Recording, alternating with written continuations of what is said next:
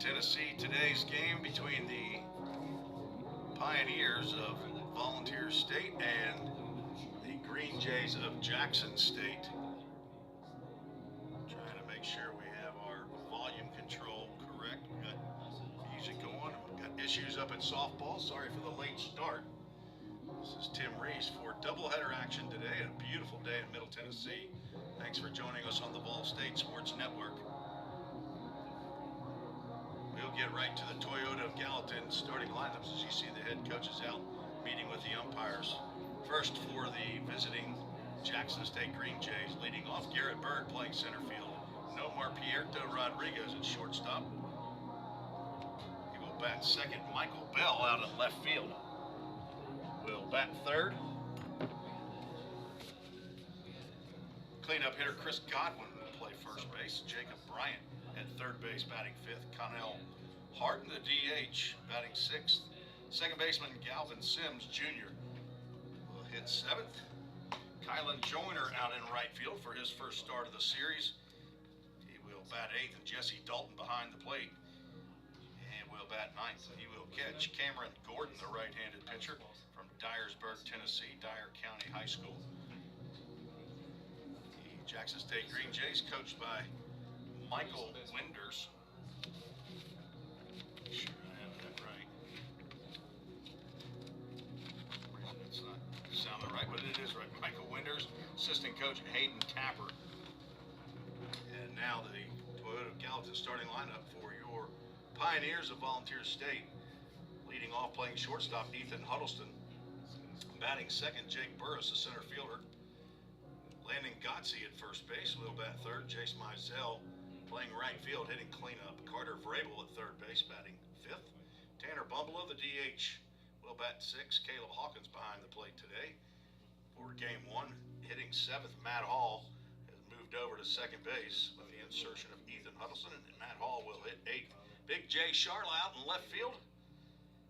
He will hit ninth. And the starting pitcher, as has been all year in game two of a three-game series, Eli Klotfelter, the sophomore right-hander from Ringgold, Georgia, on for his 11th start in as many appearances this year as a 4-1 record, 41 and a third innings, 49 hits, 36 runs, 23 of them earned, 25 walks, 45 strikeouts, 5.01 ERA. As you see the Pioneers heading out to the field, we will have our national anthem. We will go mute here during the national anthem and be right back with action with the Pioneers.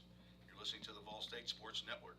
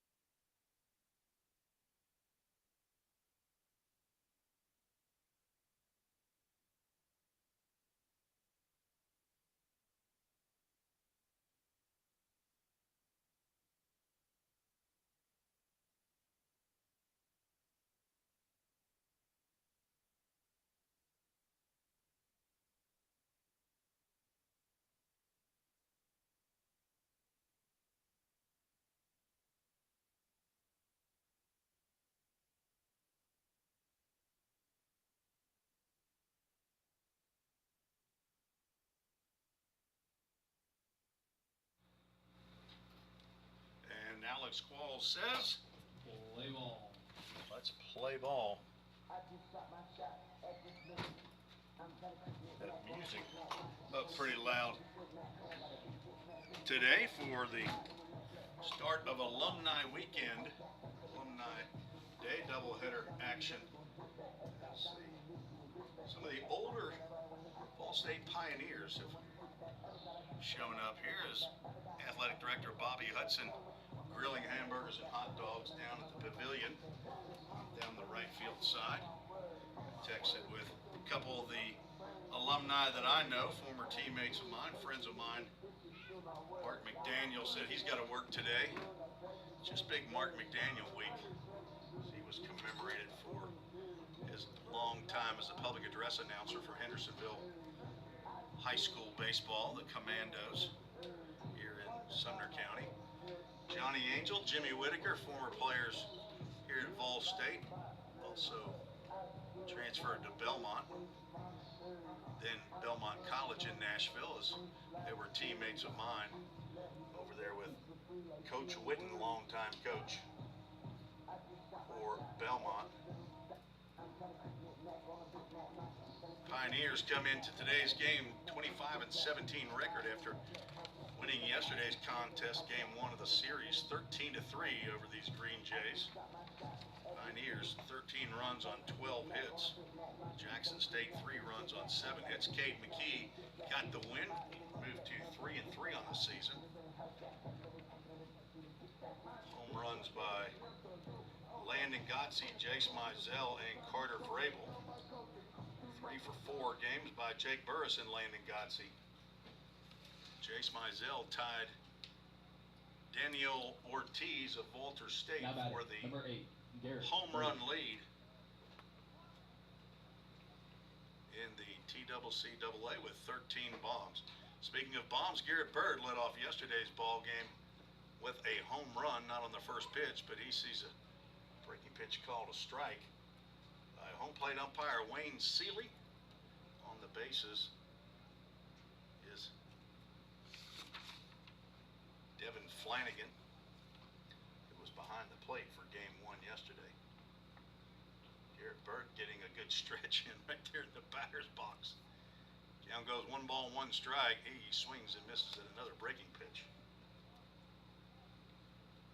Garrett Bird 2 for 2 in yesterday's game. That leadoff solo home run, a double, and also walked on base all 3 times he came to the plate, but not this time, as he goes chasing that breaking pitch, and Eli Klotfelter with his first strikeout of the ball game. Came in with 45 strikeouts in 41 plus innings. Leads the team in strikeouts. Nomar Pierto.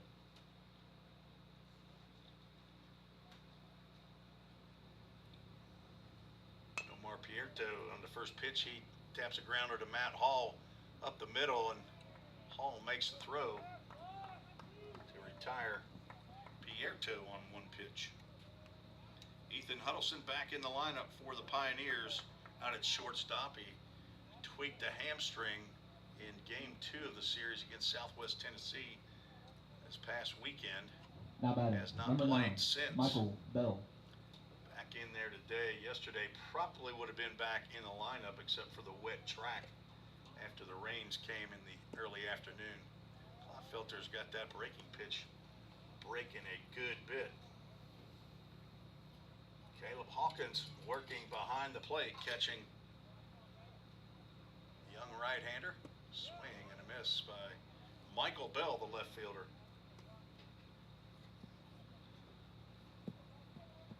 From Medina, Tennessee, South Gibson High School, sophomore, 5'9", 180 pounds, 3-hole hitter, playing in only his 16th game of the year. Not sure if he was injured at some point in time, but a second-year starter for Jackson State. Swing a foul tip, or actually foul ball straight back. More than a tip, he got a pretty decent amount of that breaking pitch. 2 balls, 2 strikes. Bell did not play in his first game until the Cleveland State series on March 10th, so he's just a month into his season. Obviously dealing with an injury start. He hits a ground ball to Huddleston on the first opportunity for Ethan. Throws a little bit high, but Gotze able to climb the ladder, get over those 3 credit cards, and then come back and land on the base for out number 3. A 1-2-3 inning for the Pioneers.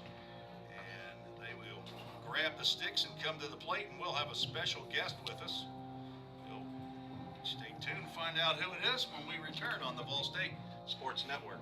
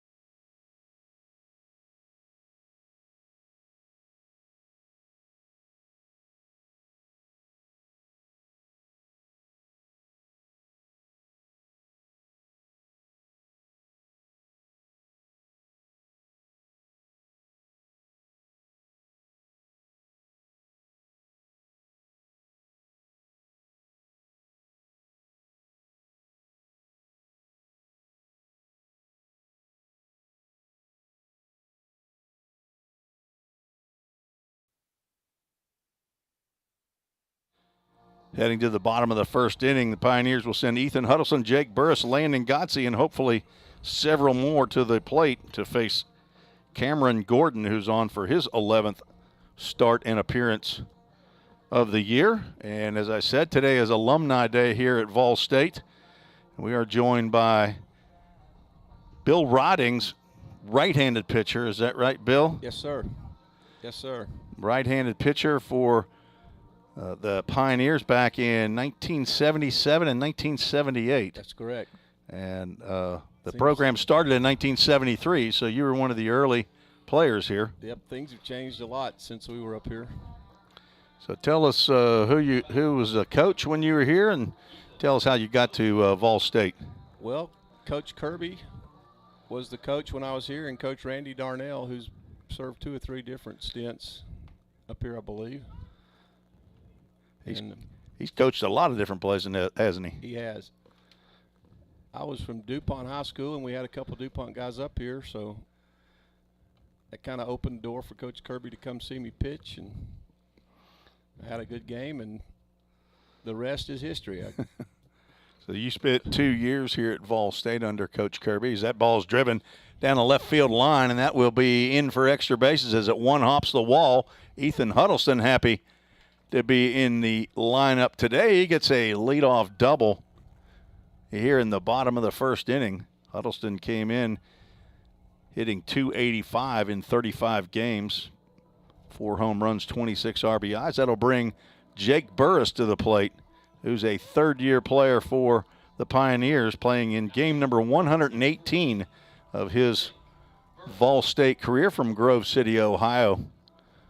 So, Bill, after Vol State, you ended up... I went to UT Martin and played 2 years with a couple of my teammates from here at Vol State. Actually, we were playing at Jackson State, full circle here, when Coach Prather down there saw us play, and we visited, and the same kind of thing as Vol State. It all happened pretty quick. So you got offered from UT Martin. Did you mull on it for a little bit, or did you? Well, we actually did mull on it because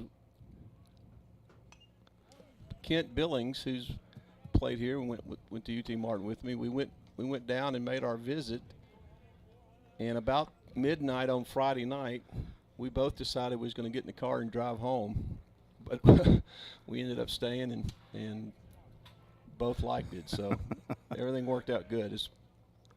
Met my wife there, and a lot of good teammates there as well as here, and actually keep in touch with those guys still to this day. So great baseball experience for me. I think I'm living proof you don't have to play for the Braves, the Mets, or somebody to have a good baseball story to love the game. That is true. So you ended up playing 4 years. Is that right? Did you play 2 with Vol State and then 2 with UT Martin, or did you? I did. Okay. 2 and 2. 1 ball, 2 strikes to Jake Burris, who had a great game yesterday, 3 for 4. Raised his average up to .297. Playing in game number 42 of the season For him, 2 home runs, 32 RBIs. That ball in the dirt. Huddleston will read it and move on up 90 feet on the wild pitch. Actually, both years here, we had very good teams. We were, I believe, the first All-State team to ever beat Columbia State. And at the time, Columbia State was what Walters is now. I mean, Okay. Columbia dominated. And Walter State, #1 team in the country for at least Columbia, 2 weeks. I don't know if you've been down to their field, but I think they still have out in left field all of the region championships and World Series they've been to. And a lot of that was going on in the late 70s and early 80s. Full count Ministries, full count to Jake Burris with Huddleston on at third base with a leadoff double and a wild pitch. Pioneers looking to take the early lead today. We're visiting with Bill Ridings, alumni of Vol State from 1977 and 1978 as Burris draws a walk. The line-to-line runners at the corners. Actually, on that 78 team, we had people go on and play at UT Knoxville, Western Kentucky, Belmont, a couple at Belmont, 2 or 3 at UT Martin. Back then, Tennessee State had a program, so we had a couple guys go there. Gary Williams went on to play at University of Memphis, so most of that team advanced. Well, speaking of Belmont, here's a recent commitment to Belmont University as Gordon throws over to first base. Landon Godsey has recently committed to head coach Dave Jarvis and associate coach Aaron Smith over at my alma mater, the Belmont Bruins, known then when I played there as the Belmont College Rebels. There's a pop-up out to right field. Kylan Joyner will come in and make the catch, and the throw will not come to the plate as Ethan Huddleston will score the Framework Athletics first run of the game on a sacrifice fly by Landon Godsey. Tim, we actually had back-to-back Tennessee Junior College Players of the Year. Stan Ryan won it, and then the following year, the year I left, Gary Williams was the Tennessee Player of the Year.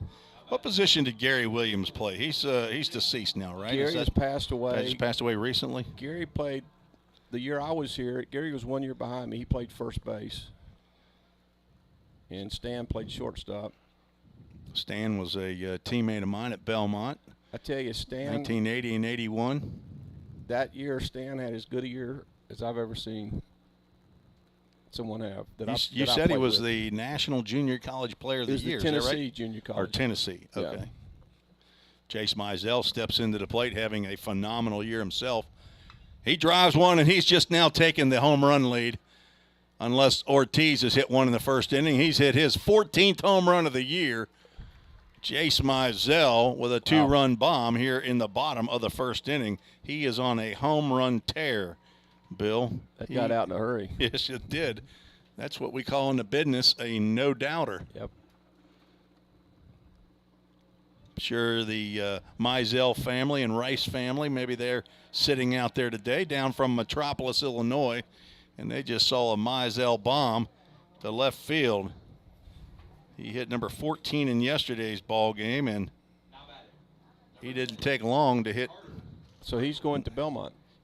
Jace Mizell is going to Trevecca. Trevecca. He is committed to Trevecca. Okay. The first baseman, Landon Godsey, has committed to Belmont. And Okay. here's Carter Vrabel stepping in. And that is Jace Mizell's roommate. He looks at a first pitch, breaking pitch at the corner, at the knees, apparently, for called strike. Vrabel hit home run yesterday. He drives one into the gap, and it's caught by Michael Bell. Hit that ball hard, but This is bringing back bad memories of being a pitcher. There's a lot of these balls are getting barreled up pretty good. well, as long as it's the light blue jerseys doing the hitting, if you're a pitcher with that same color uniform on, then you're pretty happy about that. 2 extra base hits in the inning. Jace Mizell, last I checked, was the leader in extra base hits. Tanner Bumblow steps to the plate and takes a big hack and comes up empty. Bumblow has 1 home run, 7 RBIs. He's been a DH in now the 9th game of the year. Also a pitcher, has gotten in on the mound 2 appearances. So, Bill, you live down in Williamson County now, I do. so it's not I'm retired. not just a short trek for you to get up here, but you know, this is at least the second game you've caught this year, right? it's the second one this year, and I went to a few last year, and I went about 40 years and didn't make it back. And then I knew Coach McGuire from my son's career, and I kind of reached out to Jim when he got the job and Okay. mentioned to him that I don't think our alumni group was very active at all. And so we've been trying to cultivate that a little bit the last couple of years. And Jim's a great guy. I really like Coach McGuire. It was a great hire when Bobby Hudson and the search committee sorted through, what did he tell us when we were down there, about 180 applicants. Coach McGuire had recruited my son when he was at when he was at MTSU. Okay. So he brought him in there, huh? Well, actually, Matt didn't go there, Oh, he didn't. but we did meet him then, while Okay. he was during the process. Right. Well, the Pioneers go down on strikes. Tanner Bumblow swinging strikeout. The Pioneers scored 3 runs. Just didn't circle in Jake Burris yet. 3 runs on 2 hits. No errors. Nobody left on base. We'll just keep it right here with Bill Ridings, one of the alumni who's here. And Bill, I know friend Stan Morrison, or Right. you've known him. He's on one of the first Stan? teams. He's down here. How did you know Stan? Stan was on the very first team, and I've actually just met him through our alumni group Alumni. Okay. being together. He was a little bit before me here at Vol State, but So you said you retired. What'd you do for a living? I worked for International Comfort Products and Carrier for 39 years, one company for 39 years. So That don't happen a lot anymore. it really doesn't, but there's this little thing called a pension that a lot of people don't get anymore that turned Right. out to be a pretty good deal. I got one of them myself. Yeah. Pretty nice. So now I'm a full-time grandfather and How many- baseball fan. And how many grandkids do you have? I have 3, 2 little girls and a 3-year-old grandson. It can keep you busy, especially if they're around locally. Well, I was at the Municipal Auditorium at 7 o'clock this morning for a cheer competition. So Yep, I've been there. I'm a cheer dad. Swung on by Chris Godwin on the first pitch he sees, sends Jake Burris back into left center field, and he makes the catch for out number 1. Tim, I'm just so impressed with the way the field looks and the facilities have come so far from, as you would expect, but so far from 1977. I think we had a couple just Jacob Bryant. portable bleachers was what you had to bring your own chair. Right. But I was going to ask you, I assume the baseball field was in the same Exact place. Same spot. Yeah. Klotfelter breaking pitch thrown right at the hip of Jacob Bryant and comes around the inside corner for a called strike. They may possibly have moved it up or back just a little bit, the backstop, but I think it's on the exact same footprint here. Okay. Tim Garrett Baseball Complex is Klotfelter just missed with that fastball outside. Eli Klotfelter, 4-1 record. This is his 11th start in as many appearances this year. Visiting with Bill Ridings here on Alumni Day, 1977 and 1978. Player went on to UT Martin, and you grew up in the area, so DuPont was over in Old Hickory. I went to DuPont High School, and that's no longer a high school. But we had some very good teams there. Unfortunately, we were in the same district as McGavick, who was on a complete roll at that time, winning state tournaments, and so we had a hard time getting out of the district some years. But we had several good players that went on and played college baseball. And you say you keep up with a few. And are you involved with Greg Hunter with the Brick Project? I am. And tell us a little bit about am. the Brick Project that's going on. We have a Full Okay. Count Ministries Full Count, and a called strike 3. So really on one of our Zoom calls early last year, not long after Jim got involved, we were looking for some ways to raise some money, and Greg actually suggested the brick program, which Number 34. I think he was involved with at Hendersonville High School soccer, I believe. And what we're trying to do is all the ex-players, all the alumni, we're trying to encourage them to buy a brick. The bricks are $100 a piece, and it's got your name, your position, and the years you played. And then we've also bought several bricks for players that are no longer with us, several of the guys we played with who have passed on. So it's an ongoing project. We're going to put out here near the gate, we're going to put a bench and a flagpole, I believe, and just kind of have a little welcome park when you come into the park, a little welcome area. It's going to be like a little patio area. Correct. On the entrance that's closest to, I guess, the exit of the entrance to the field that's closest to the exit of the parking lot, as Right. Connell Harden fouls that pitch back. Count goes And 2 really, balls and 2 strikes. really what we'd like to do also is at the end of each year when players are leaving and moving on, we'd like to encourage them to go ahead and get their brick at that time. And, you know, and Tim, I think you probably feel the same way, but you don't think about being an alumni when you're 25 years old. No, you don't. But when you're 65, you know, it's a different mindset, and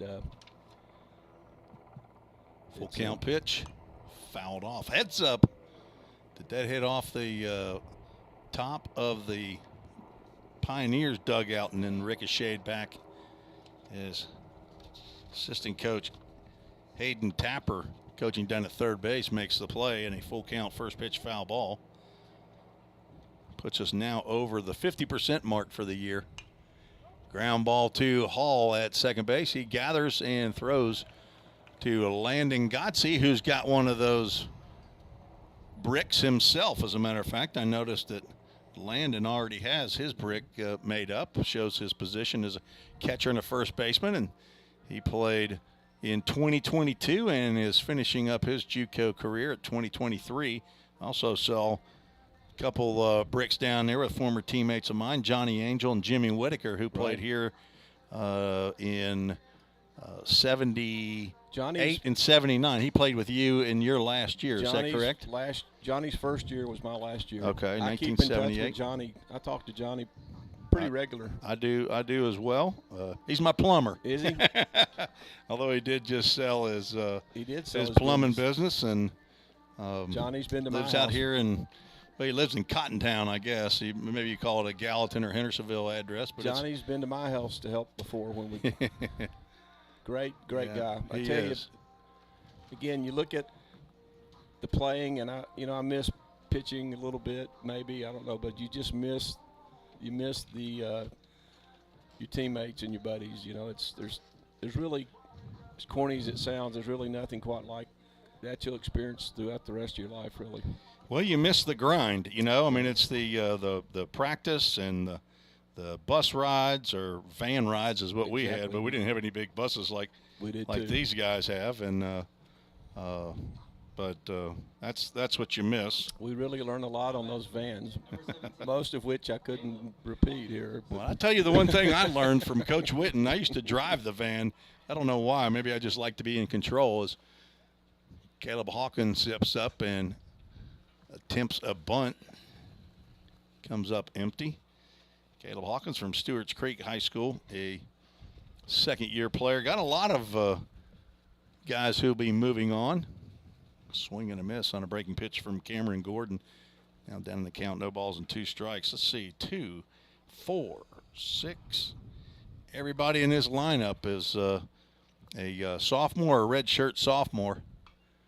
High pop up in the infield. Pierto, shielding his eyes from the sun, will make the catch at shortstop. You know, Tim, one thing we ought to clarify is those were not vans with like captain's chairs and they were Bench seats, weren't they? bench seats. And if you were 6'4" like I was, there wasn't.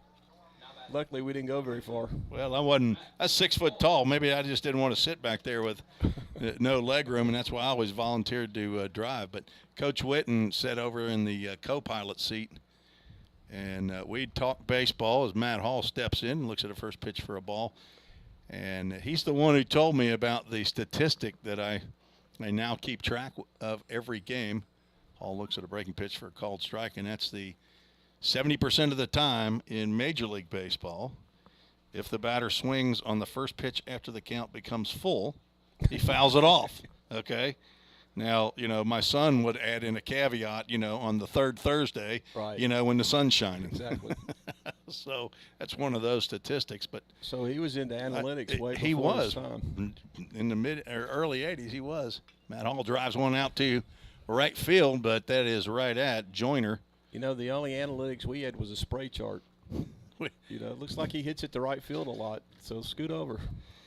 We didn't have any of those kinds of stats coming from the other team. We didn't know it until his third at bat. Okay, the first 2 times he's gone to the right side. So Big Jay Charla steps in from Riverdale High School.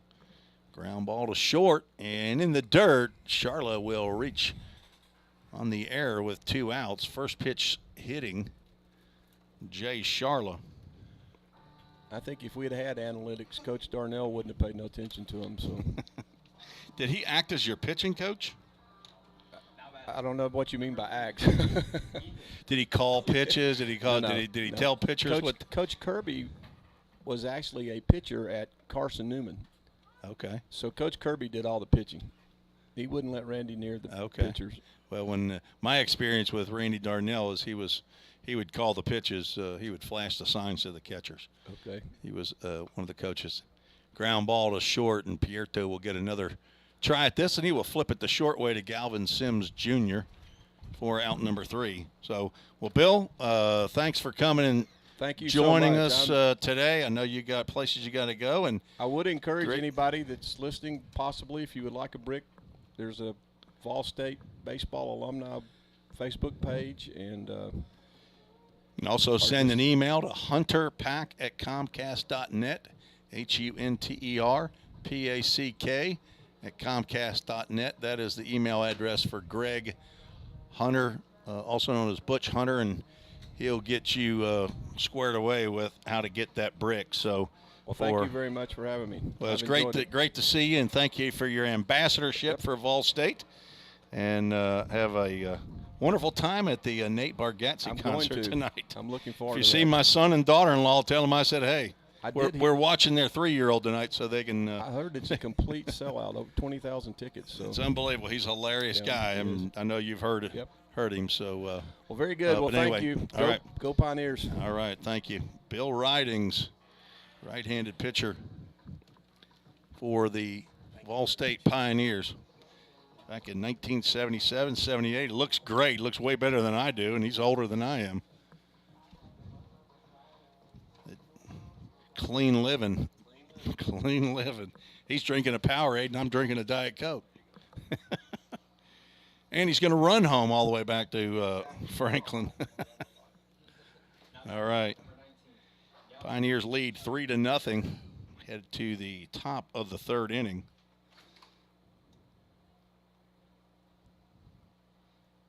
Galvin Sims Jr. will look at a breaking pitch in there for a called strike. Klotfelter has sit down the first 6 batters that he's faced. Struck out 2, 1 in each inning.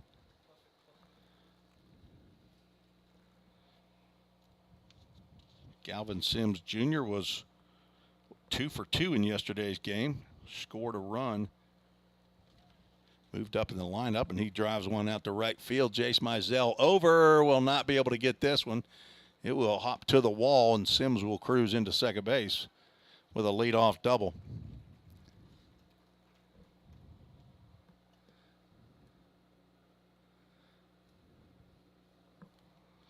Galvin Sims from Memphis, Tennessee, Whitehaven High School. Transfer from Dyersburg State.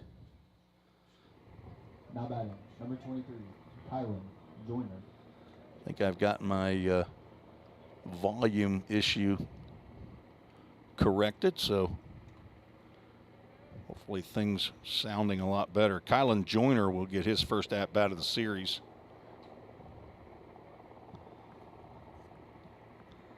Swinging from the left side, fastball low and inside.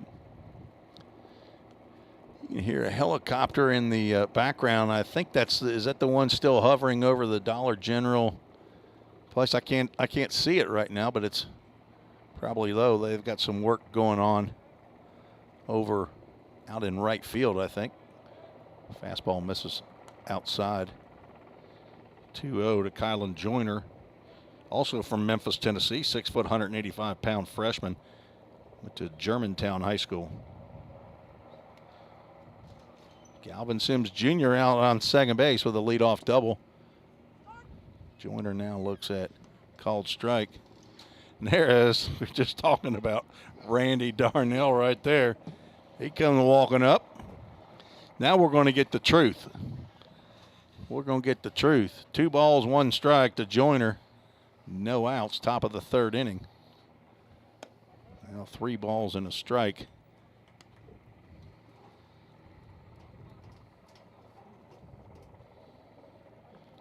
On deck, Jesse Dalton, the catcher. The 9th hitter in the lineup. 3-1 pitch coming from Clotfelter, and he delivers. Misses outside to put runners at first and second to lead off the 3rd inning. First walk by Clotfelter. See if Dalton is given a sign to bunt here. Now batting, number 29, Jesse Dalton. Jesse Dalton is playing in only his 12th game of the year. 3 hits and 16 at-bats.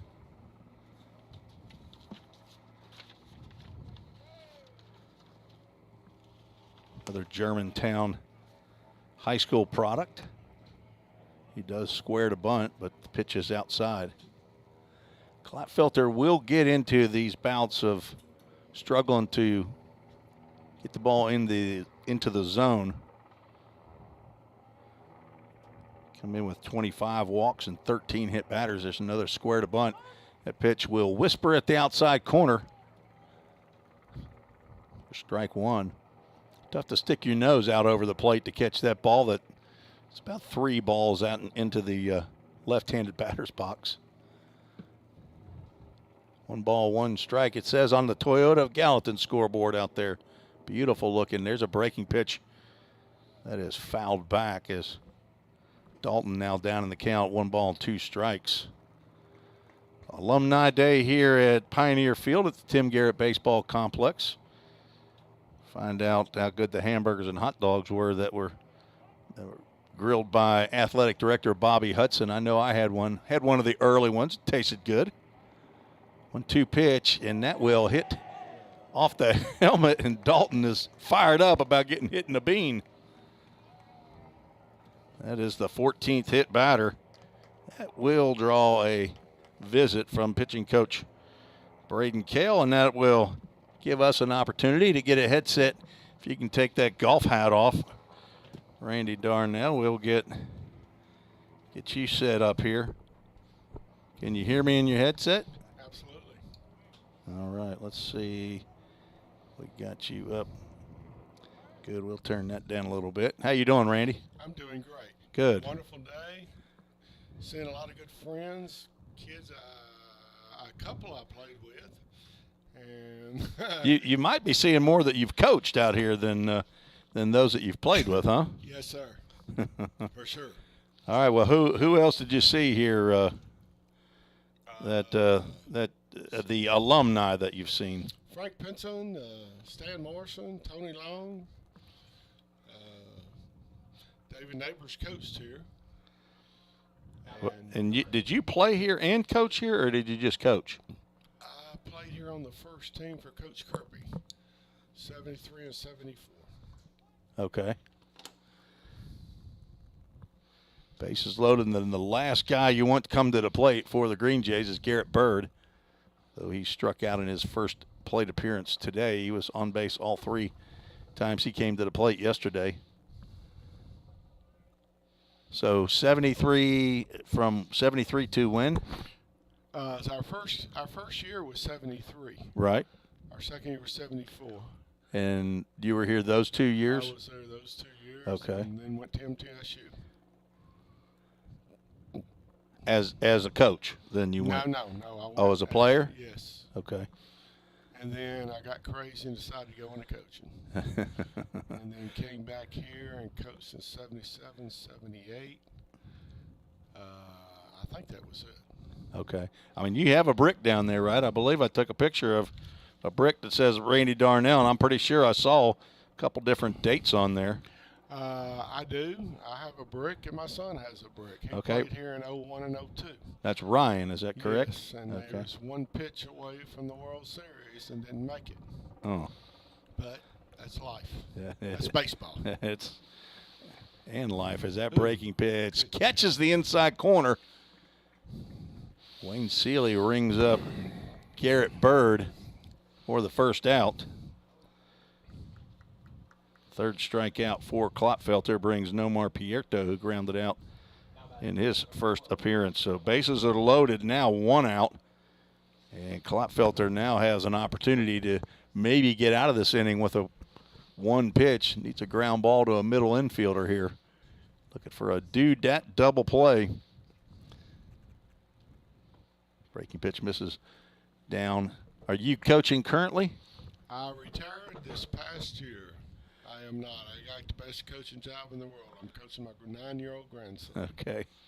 So you're no longer in the high school ranks. I know you've been at several high schools around. Beach High School, Hendersonville, the JP2. What? And Beach again. The Beach again. Okay. Yeah, I let Josh talk me out of retirement. Josh Carmen, the Yes. former head coach, now a volunteer assistant at Trevecca Nazarene, and also the coach of the Full Count Rhythm in the summer, as well as a general manager. He got a lot of hats. He has a lot of hats, but he does a wonderful job. He absolutely does. 2 balls, 1 strike to Pierto, the shortstop. On deck, Michael Bell.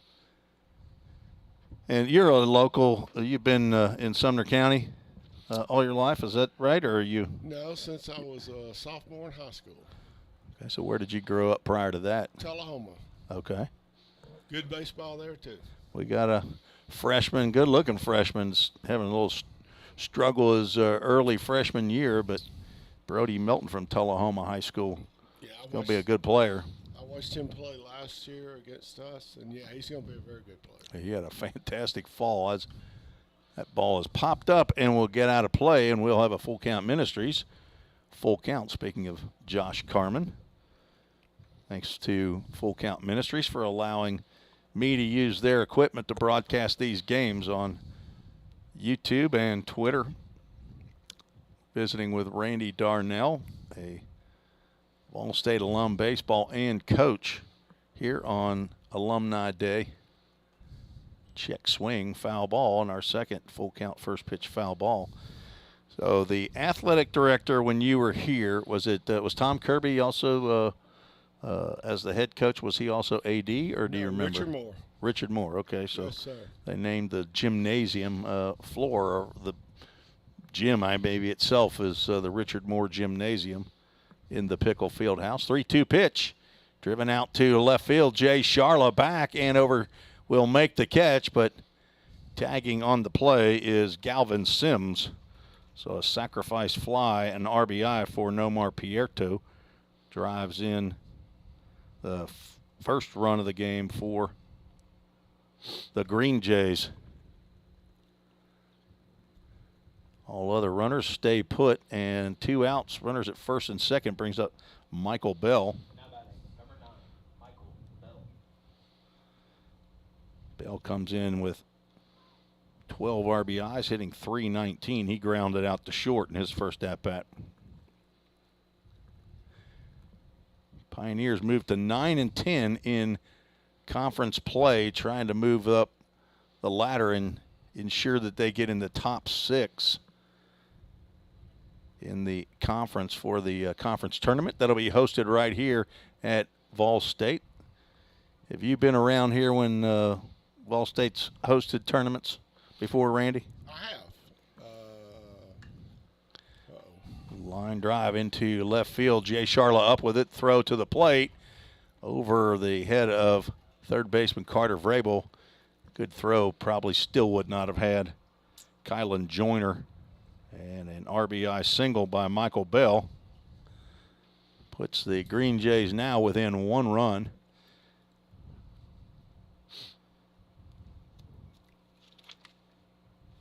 Second hit of the series by Bell. Now batting, number 22, Chris Godwin. Chris Godwin, the first baseman, steps in. So a leadoff double by Galvin Sims Jr. and then a walk and a hit batter have been a downfall for Eli Klopfelter as he gets a called strike. 2 hits in the inning, but the freebies, the walk and the hit batter, have hurt. Jesse Dalton out at second base and Michael Bell at first. Left-handed hitting Godwin in the plate. That looked like a changeup got in there for a called strike. Godwin led off the second with a fly out to center field. So you moved up here, and what high school did you go to? Gallatin High School. So you're a Gallatin Green Wave product. Swinging a fly ball out to left field. Jay Charla will come in, make the catch as he is heading toward the left field line for out number 3. But Jackson State scores 2 runs on 2 hits. No errors and 2 runners left on base. We'll keep it right here as we will head to the 3rd inning. Pioneers still up 3-2. Visiting with Randy Darnell, former player and coach here at Vol State, and coach for quite a few players that have gone on to play college baseball in the community. So he's got a lot of folks that he keeps up with. Are you one of those guys that keeps up with kids that you know that are playing in minor leagues or even 4-year schools around? And are you one of those stat guys? Do you go online and check, see how they're doing from time to time? I try to check a few things. Anybody you're watching currently? I'm trying to keep up a little bit with Haven Mangrum. Okay, he's up at Louisville. Yeah, he played for me at Beach, and I said my second stint at Beach, I had 2 stints here too because I coached with Mike Crossland here for 2 years. Okay. And we did host a tournament that year.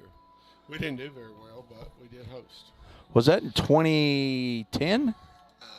Or I do not. You don't remember? know. I can't think that far backwards. Okay, well, I know that the young man Hayden Schrum, whose number is retired, out there on the banner in left field, apparently came down with leukemia in 2009. I know they said he was a big inspiration in 2009 in the tournament, and they won that tournament that year. So I'm guessing it wasn't in 2009, but it was Mike Crossland that he played for. So I remember if you would remember what year that was. Jake Burris steps in to lead off the bottom of the 3rd. Pioneers scored 3 in the 1st. Now lead 3-2. Cameron Gordon out on the mound for the Green Jays.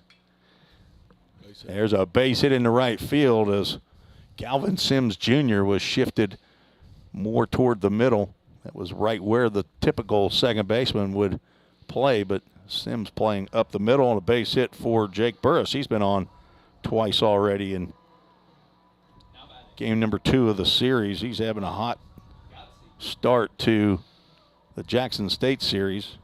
That is now his 4th hit. Landon Godsey starts to go on that breaking pitch and holds up. Godsey hit a sacrifice fly to score Ethan Huddleston in the 1st inning with the Framework Athletics first run of the game. Breaking pitch at the knees, called strike. So Haven Mangrum, who played at Columbia State, is that right? That's correct.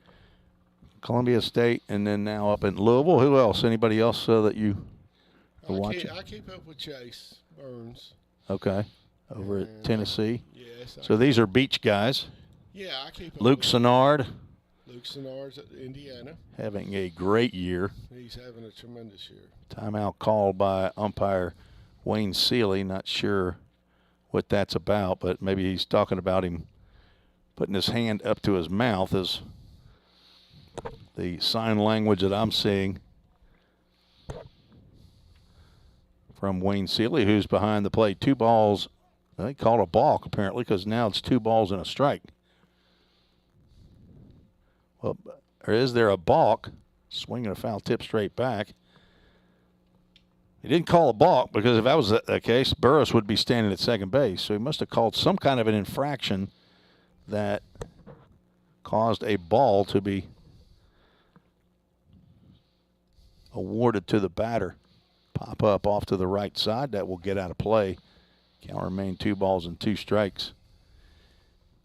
So the brick situation, we talked to Bill Ridings a little bit about that. Are you involved with the group at all, or are you just a participant by sending some money over? Are you involved with the alumni group at all with Greg Hunter and Bill Ridings? Those guys played for me, and I talked to Bill last night. Coach Kirby couldn't come today, and we talked about an hour on the phone last night. I would like to see him. But, yeah, I keep up with Greg. I keep up with Bill.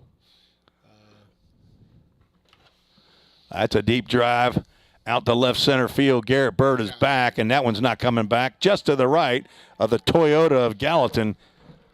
Brand new scoreboard, a 2-run shot by Landon Godsey, and that is home run number 6 of the year for Landon Godsey, and RBIs 37, 38. He is now 3 RBIs in the ball game and gives the Pioneers another 3-run cushion. He's been on a home run tear himself, not quite the Jace Mizell level, but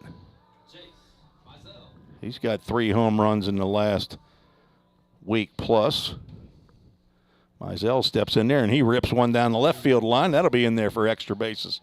The king of extra bases in the TCCAA as the throw comes in from Michael Bell right to second base on the first pitch that he sees after Godsey drives one out of here to left center field. Right down the left field line. Carter Vrabel steps in after 3 straight hits, a single by Jake Burris. A home run by Landon Godsey, a double. Let's see if Vrabel can complete the cycle. I don't think he's got a triple this year, but he's got one. He hits a hard shot that gets over the glove of Pierto. Their throw goes to third base, and Vrabel, who is a very adventurous runner, dives into second base, and now he's laying down. He is injured. I'm not sure what's happened here. Let's see if we can go to that. Shoulder. Yeah, that's what it looks like. This he'll be if he's injured, he's going to be the second Pioneer runner who's head first sliding and hurts his body. Logan Molnar slid into third base the other day, and he dislocated his right shoulder. Vrabel will get hurt from time to time, but he normally pops right back up. But now on World Athletic Trainer Justin McKinney is out looking maybe at his knee. So I wonder if he banged the knee, but I think that will be scored a single. Mizell moves over to third base. We're visiting with Randy Darnell, one of the alumni who's here for Vol State alum. And Carter Vrabel's played in every game, Randy, and he doesn't like to come out. I'll tell you that. He's a tough kid. Yeah, he comes from a tough family. Absolutely. People might know who his dad is. He's limping off. He was out as center fielder Garrett Bird threw the ball to third base, and Jacob Bryant threw to Sims at second to retire Vrabel, who was trying to move up 90 feet. So the old 8-5-4 for the first out of the inning. And we'll see if Carter Vrabel stays in the game. Tanner Bumbalow steps in. He hits a ground ball to the first baseman, 2 steps away from the bag, and looks Mizell back and retires Bumbalo on a 3 unassisted. Out number 2 brings Caleb Hawkins to the plate. Hawkins popped out to the shortstop. Now batting, number 17, Caleb Hawkins. So do you still work, or are you a retired man? No, I still work. I own an insurance business, and I'm going to work till the day I get to go to heaven. Okay. Till it's all said and done, huh? Mm-hmm. You must enjoy working. I do enjoy working, and I get to work with my grandson, and now I get to watch a few of my kids play baseball. Well, that's awesome. Swinging a foul ball straight back. Caleb Hawkins, in the last 5 games, hitting 6 for 12, 2 home runs, 3 RBIs, has scored 7 runs, so a slow start to his year, and he has raised that batting average up now to 240. Swinging foul ball off the end of the bat. That will go down to Coach John Ripel, as Randy Darnell's getting an important phone call right now. It's my grandson. Is he hearing you on? And he said, hey, how about another shout out? 1 ball, 2 strikes, 2 outs, runner at third, swing and a miss. And that ends the inning. 2-run score on, I've got 4 straight hits, but I think someone else, our scoreboard operator, called that an error that hopped over the glove. So since we're not the official scorers, we can agree to disagree. But the second strikeout by Gordon will retire the Pioneers, who get back the 2 runs that Jackson State scored in the top of the 3rd inning and lead 5-2. 2 runs on, by my count, 4 hits, no errors, and 1 runner left on base. Eli Klotfelter back out there for the top of the 4th inning. So did you get you a hot dog from Bobby Hudson down there? I got a hamburger from Okay. And there goes Vrabel back on the field, I think. There he is. Telling you, as Coach McGuire is talking to Justin McKinney, and it may be one of those that Coach McGuire doesn't really want him to go out there, but Vrabel doesn't take too kindly to that kind of comment, so he might be telling somebody, hey, go get ready just in case. But Carter is he's a tough kid, plays a really nice third base. He's coming on now with a stick, had a really slow start, but is coming on, hitting now over 250. Now batting, number 10, Jacob. Got 8 home runs and 27 RBIs. A little down on his home run and RBI production this year, but first pitch in there from Klotfelter to Jacob Bryant. Called strike. Let's get the scoreboard correct on my broadcast. Swing and a miss by Bryant. Now down in the count, no balls and 2 strikes. He struck out looking. His first at-bat, playing in his 30th game of the year, 11 RBIs, and has a batting average south of 200. In there, maybe for his defense, he hits a fly ball out to right field. Mizell back, and now comes in a couple steps, makes the catch for out number 1.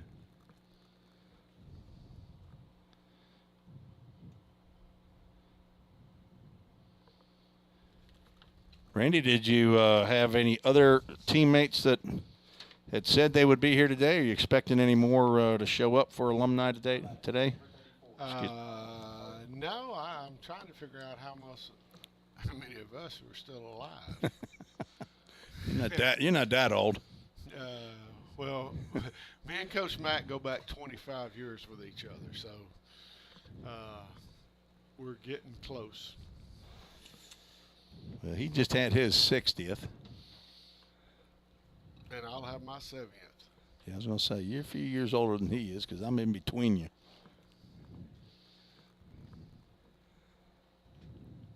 He was a good pickup here at Vol State. I know that. Absolutely. 3 balls, no strikes to Connell Harden, who grounded out to second base. He's the DH playing in his 13th game. Only had 12 official at-bats, and he will draw a 4-pitch walk. That looked pretty good from here, especially on a 3-0 count, but home plate umpire Wayne Seeley wasn't having any of that. Second walk of the ball game by Klopfelter brings Galvin Sims, who's 3 for 3 in the series.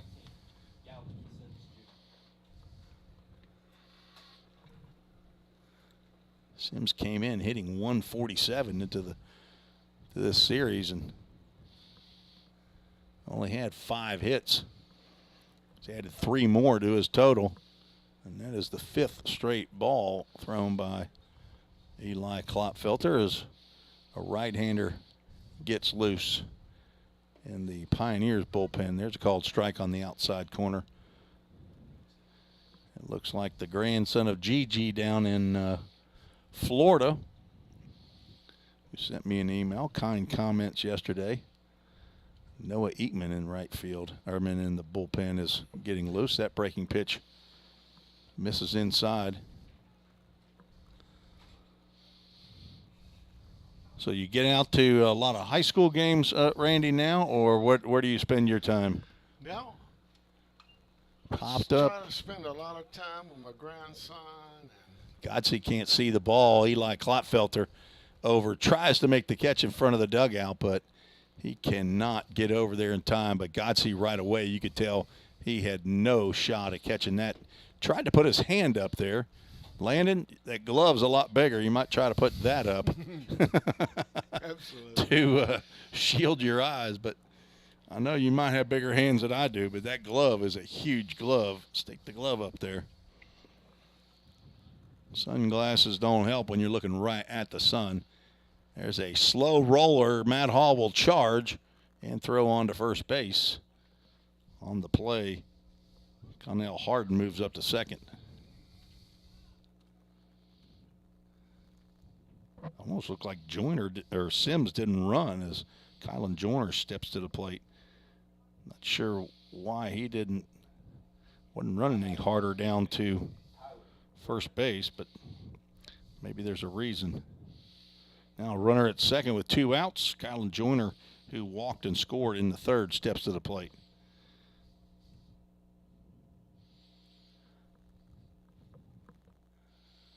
Breaking pitch on the outside corner, called strike. Good pitch.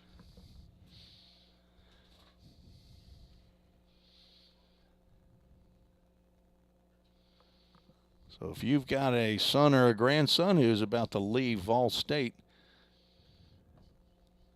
pitch misses low and outside, and you're interested in memorializing their time here at Gallatin, Tennessee, then send an email to hunterpack@comcast.net. That's the email address for Greg Hunter, who's collecting the information. We're putting together a second order. The first order of, I believe, 40 bricks is in. Try to post something on the Twitter page to show you what these bricks look like, but they do look really nice. They're going to put the player's name, the position they played, or positions, and the years that they played on that brick. I'm going to lay them out in a patio style. There's a line drive that will get over the head of Ethan Huddleston, and that will score a run. Joyner thought about going to second base, but he retreats back to first. And the lead is now down to 2 runs, and out of the dugout comes Jim McGuire, and it usually means that's the end of the day, especially since the pitcher's coming in. We'll take a quick break, and we'll tell you about the new pitcher when we return on the Vol State Sports Network.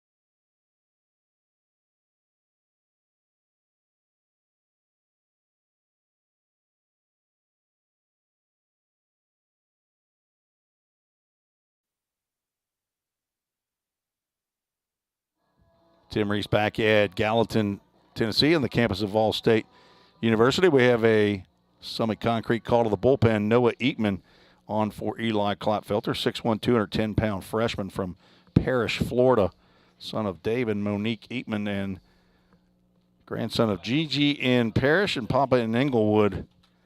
And he is on with 2 outs and a runner at first base. Jesse Dalton steps in. He was hit by a pitch. There's a hammer breaking pitch from Eatman for a called strike.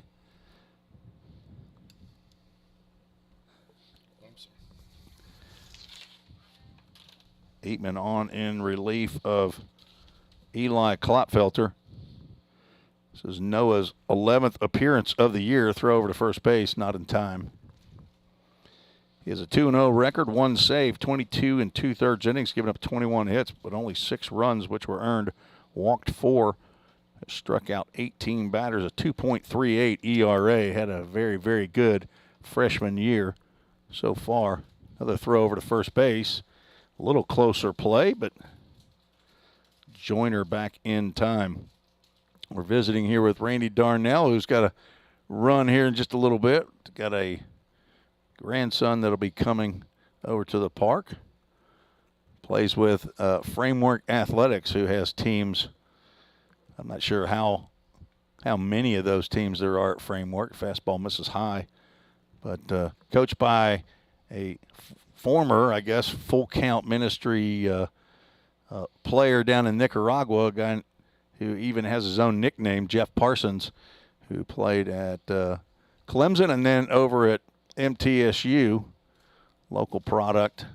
Jeff Parsons has been on full count ministries trips to Nicaragua, but he's coaching your 9-year-old grandson now for Framework Athletics. Is that right, Randy? That is correct. And where do they play? They play all over. They play during the week down in Drakes Creek, and then they travel on the weekends, and he is a great mentor for all those kids. Jeff Parsons is a really good dude. They call him El Caballo, a horse. He pitched both ends of a doubleheader as Eatman is spending a lot of time concerned about Joyner at first base.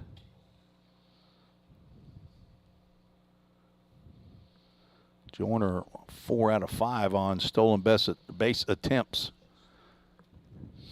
Pitch to Dalton in there for a called strike. Now 1 ball, 2 strikes. Jackson State scored 1 run here in the 4th. A walk, a ground out, and a single produced that run. Runner goes, pitch is high and outside, throw down to second base, gets into center field, but Jake Burris backing up the throw will get the ball back in. That'll be a stolen base. That's a first stolen base by either team for the weekend.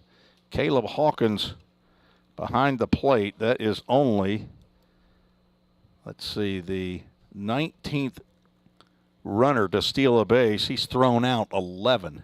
So he's 11 out of 30, Randy. You like to have a catcher who throws out better than 33%? You get that, you have a weapon. There's a hard shot Nice play. that Matt Hall gloves to his left and throws on to first base for the 3rd out. But Jackson State scores 1 run on 1 hit. No error, 1 runner left on base. We're through 3.5. Pioneers lead 5-3. Well, Randy, thanks for showing up and coming up and visiting with us here on the Vol State Sports Network, and I hope you have a great day. It's a beautiful day for an alumni day. Get your grandson a hamburger. I tell everybody, I have a great day when I get out of bed. Absolutely. Well, Ethan here, one of the players on the team, says it's a great day to have a great day, so that's a pretty good saying. Randy Darnell, folks, thanks, Randy, for joining us. Thank you, sir. Randy Darnell played as a player here at Vol State and then came back as a coach after his MTSU days. We'll take a quick break and tell you about the new pitcher when we return on the Vol State Sports Network.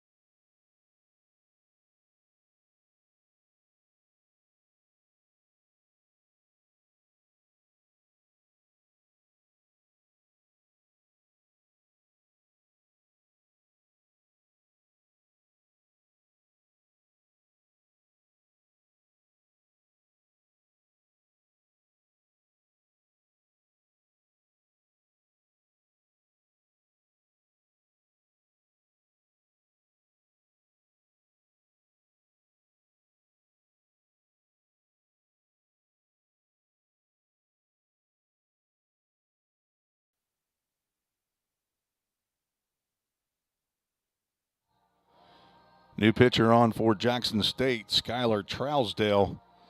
Got in yesterday's game as a third baseman. Now on the mound in relief of Cameron Gordon. Trousdale from Lawrenceburg, Tennessee, Summertown High School, 6'1", 170-pound freshman.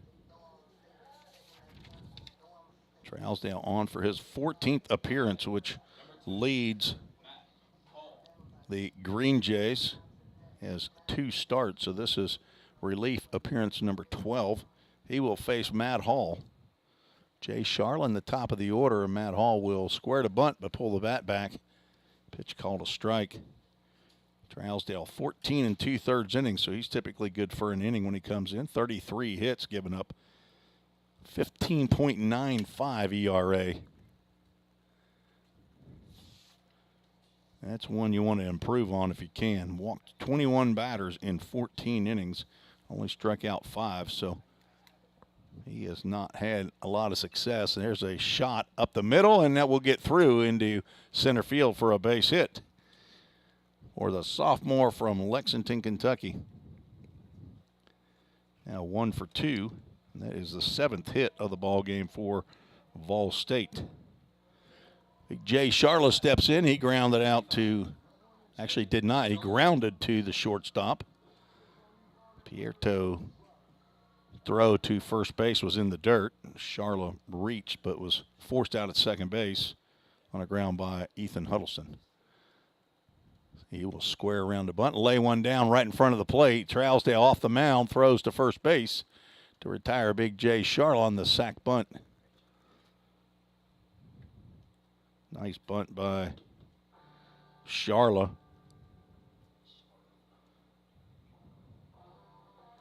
Moves Matt Hall up to second base with Ethan Huddleston, the leadoff batter, stepping in. He's 1 for 2, doubled and scored in the first inning. Timeout called. Catcher Jesse Dalton out to talk to Skylar Trousdale. Cameron Gordon goes 3 innings, gives up 6 hits, 5 runs. All were earned. Walked 1, struck out 2. Huddleston steps in with 1 out and a runner at second base.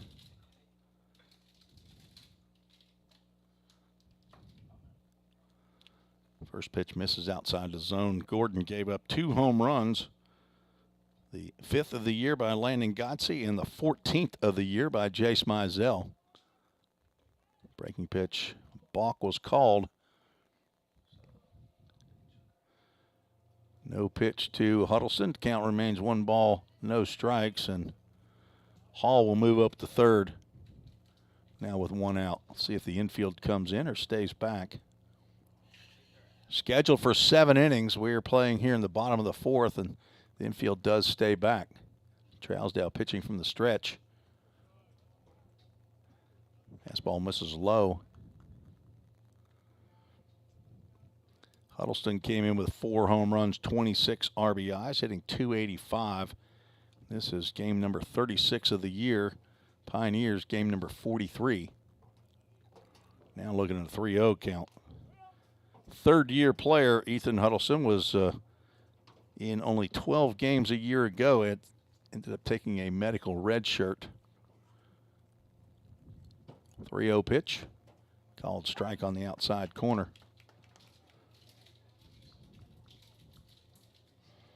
This is Ethan's 80th game as a Pioneer in his 3 years.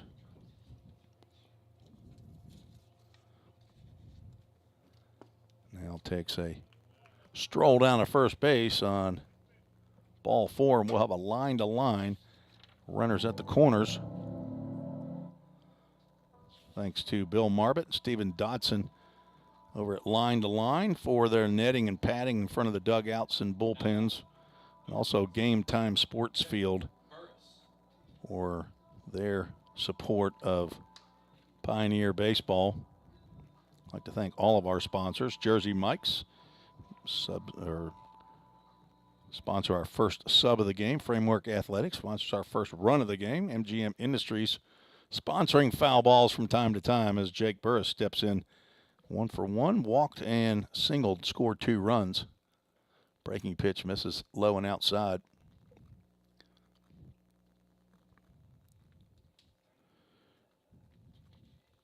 Getting back up to the 300 mark is Jake Burris. Now hit 2 home runs and 32 RBIs.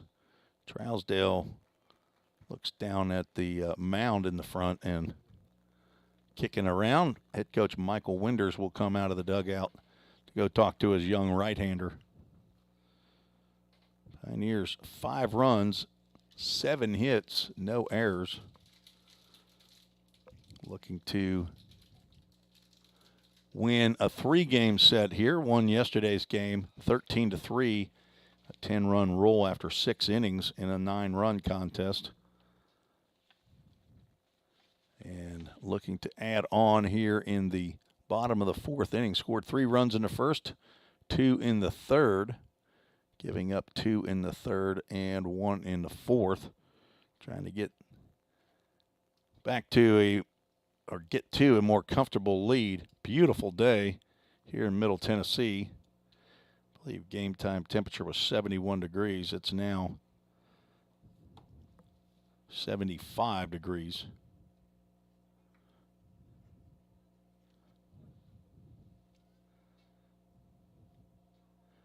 Started right at noon today. 2 balls, no strikes to Jake Burris. Pitch comes high and tight.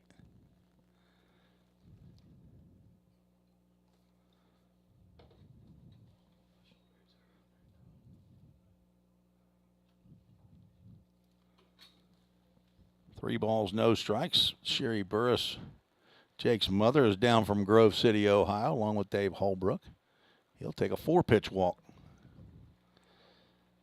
When you read the stats and they say that the young man has 21 walks in 14 innings, you know that he struggles with control, and the bases are now loaded. Landon Godsey, who hit 2-run home run just to the right of the Toyota of Gallatin scoreboard out in left center field for his 5th home run of the year, steps in with the bases loaded.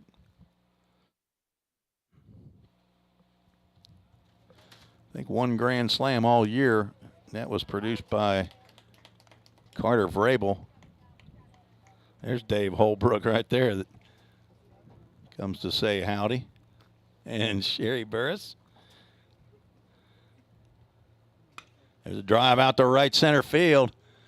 This could be trouble. Garrett Bird makes a running catch into the wall out at the full count sign and the line-to-line outfield sign. Nice play, but that will be another sacrifice fly by Landon Godsey. On a great play by Garrett Bird.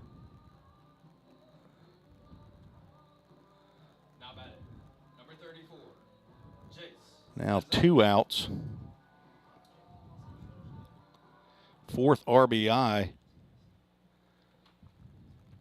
of the game by Godsey. There's breaking pitch by Jace Mizell, who lined a double down the left field line in the first pitch that he saw. No balls, 1 strike to Jace Mizell. Matt Hall scored on the flyout. Another breaking pitch by Trousdale, misses just outside. Mizell 2 for 2, home run and a double. As I said, beginning yesterday's contest, I believe he was tied with Curtis Reed of Walter State. And GM Industries foul ball there. With the most extra base hits, I believe they had 25 each. And then Mizell had a home run in yesterday's game. I don't believe that Curtis Reed had a home run or an extra base hit in yesterday's game. Mizell now has 2 extra base hits in this game. There's another base hit into left field that will drive in a run. Jace Mizell's a hitting machine. Pioneers go up 7-3. That is Mizell's 3rd RBI of the game, now 45 on the season, which leads the club. Landon Godsey with 39 RBIs. So now Jace Mizell is a triple away from the cycle, as was Landon Godsey in yesterday's game. Carter Vrabel injured at second base on an attempt to take an extra base after he singled his last plate appearance, laid on the dirt for a little while, but went back out to his position at third base. There's a deep drive to right center field. Back goes Joyner. He is on the warning track and leaps and makes the catch for out number 3. 2 nice plays in the outfield. And the Pioneers can't push any more across, but end up with 2 more runs to take a 7-3 lead. You're watching Pioneer Baseball on the Vol State Sports Network on YouTube and Twitter.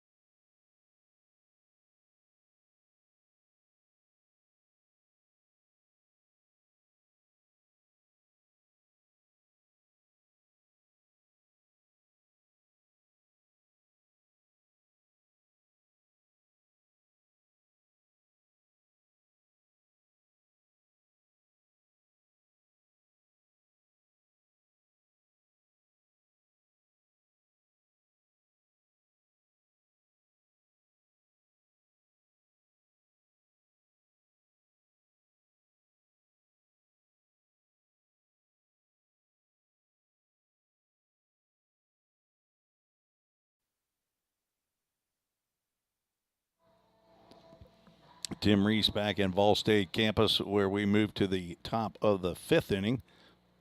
Game 1 of a doubleheader. I guess I did not put my game number up there. Number 8, Garrett Bird. Put that up there. Game 1 of the doubleheader. Pioneers lead 7-3. First pitch to Garrett Bird, leadoff batter, is fouled off to the right side. Bird struck out swinging and struck out looking so far, 0 for 2. Facing Noah Eatman out for his first full inning of work in relief of Eli Klopfelter.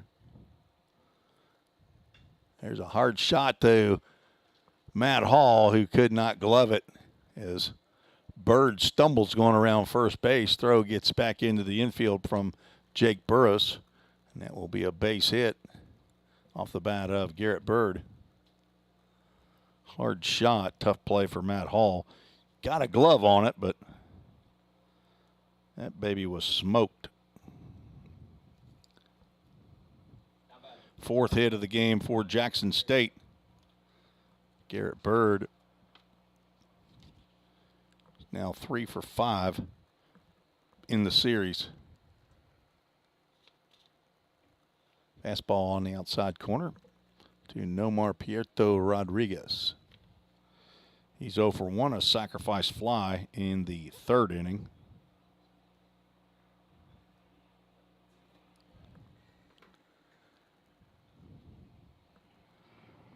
Still hear the helicopter out there as fastball gets in there for strike 2.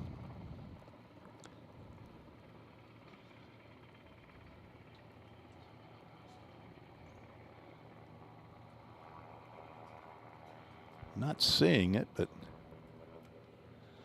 it was over the top of the Dollar General building, that all the way out right field and left field. Out in the outfield, there's a pitch out. I assume that was a pitch out. It was way outside as though it was. I don't know, 2 pitch.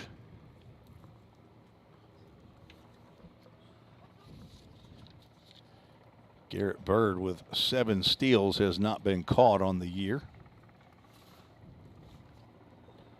And he was leaning there, able to get back in time. Green Jays come in with 55 stolen bases, have one already on the year. That's good for 7th place in the conference. Pioneers 64 stolen bases, which is good for 3rd. Runner does not go, and there's a line drive that gets into left field. Jay Sharla cuts it off, but Bird will move over to 3rd base. And the Green Jays will have something cooking here in the top of the 5th inning. Solid single by Pierto, who's having a very good year. This is his 28th game of the year. He's hitting 366. Only 11 RBIs, but Number 9, Michael Bell. Green Jays are missing their leading hitter by average, Jalen Fithian, who's out due to injury. Came in, he's hitting 417 for the season. I believe that was 4th in the conference. First pitch to Michael Bell in there for a called strike. Bell single drove in a run in the 3rd inning. He's 1 for 2.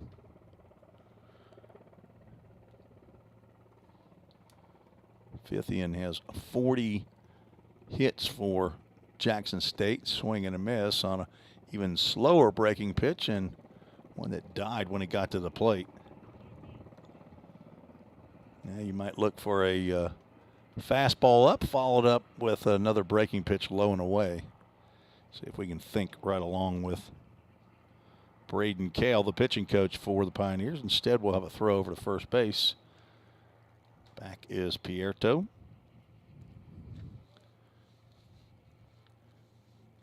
Pierto 6 of 10 in stolen base attempts.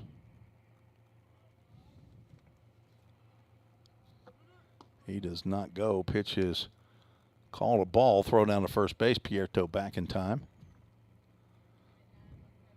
May have been one of those quasi pitch outs. The fastball high does work as a pitch out. Let's see if he goes back to that breaking pitch. On deck, Chris Godwin. There's that breaking pitch in the dirt. No throw to 2nd base. Pierto comes up hobbling a bit at the bag. No stolen base for Pierto. He just read that pitch in the dirt, and now he's seated. And both 1st base and 3rd base coach will go out. Hayden Tapper, the assistant coach, 3rd base coach, and all-world trainer Justin McKinney will head out there, and his intern Allison Parker will make an appearance out on the field. She's standing over by 3rd base. She's a athletic trainer in training, interning here at Vol State with Justin McKinney. She's a Cumberland University student and the daughter of Todd Parker, who I have met in my time around here in Middle Tennessee. He's a high school basketball official, good friend of Mark McDaniel and Keith Bruce, part of the 5'9" and under umpiring crew. Mark McDaniel is a Ball State baseball alum who has a brick in his name. I got a picture of it and sent it over to him. Said he had to work today, may try to get by later. After checking with Pierto, he's apparently no worse for the wear, and he's standing down at 2nd base with nobody out. A 2-2 count to Michael Bell. 3-hole hitter in the Jackson State lineup. And swings and misses on that ball in the dirt. Caleb Hawkins tags Bell out to complete the out. First strikeout for Eatman, who came on with 2 outs Chris Godwin. and a runner at 2nd base in the 4th inning. Was able to retire Jesse Dalton on a ground out. So now 1 out and 2 on. There's a ground ball up the middle. That'll get one run in. Matt Hall backhands and throws over to first base. And the Pioneers trade an out for a run. Jackson State sticking around. Godwin with an RBI, his 17th of the year on the ground out. It's Garrett Bird who Now batting, number 10, singled Jacob Bryant. to lead off the inning, comes in to score. Pierto now at third base. Jacob Bryant steps in. He's 0 for 2. Struck out looking and flew out. Pierto down at third base. 7-4 Pioneers lead. We're in the top of the 5th inning, scheduled for 7 innings. Game 1, there's a line drive that will get into left field. A 2-out RBI single for Jacob Bryant. That is a big knock, or can be a big knock, and that will bring Coach McGuire out of the Pioneer dugout. So 2 more runs here in the inning. Noah Eatman struggling to get outs today. Coach McGuire will take the ball. We'll find out who the new pitcher is when we return on the Vol State Sports Network.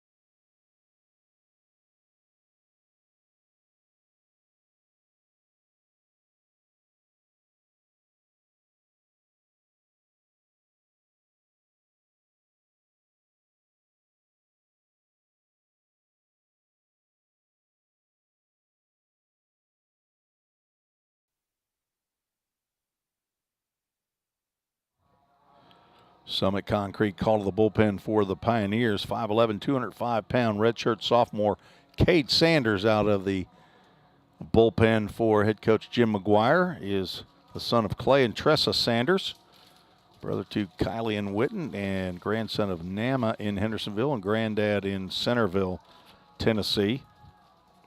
Sanders on relief of Noah Eatman, who goes an inning, gives up 3 hits, does not walk a batter, and strikes out 1.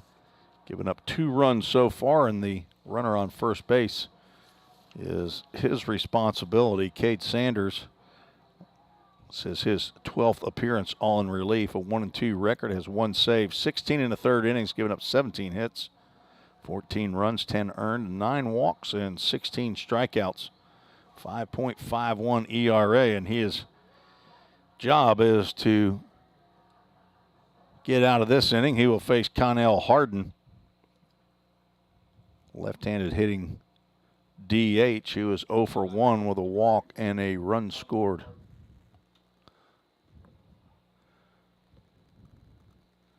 Third right-hander of the ball game for the Pioneers, and that pitch comes close to hitting Harden. Ball 1 is Tyler Holsworth has left the building now. Alex Qualls having to handle everything, the PA, the DJ, and the scoreboard, the Toyota of Gallatin scoreboard. Sanders misses with his second offering. 2 balls, no strikes. Thanks for joining us today on the Vol State Sports Network. A lot of people here out in left field and here in the stands, all the way around in Pioneer Field at Tim Garrett Baseball Complex. That ball is popped up into shallow left center field. It will get down. Jay Charla gets to it right in front of Jake Burris. The throw gets by Carter Vrabel, but backing up is Cade Sanders. So a bloop single puts runners now at first and second. Hit them where they ain't. Connell Harden now 1 for 2. 4 hits in the inning. 7 hits now for the Jackson State Green Jays. Galvin Sims, who was retired for the first time in his last at-bat, but a hard hit ball to Matt Hall. Looks at a curveball that misses low and away. He is 1 for 2. Jacob Bryan out at second. Connell Harden at first base. 2 outs. 2 runs already in for Jackson State. Fastball in there for a called strike.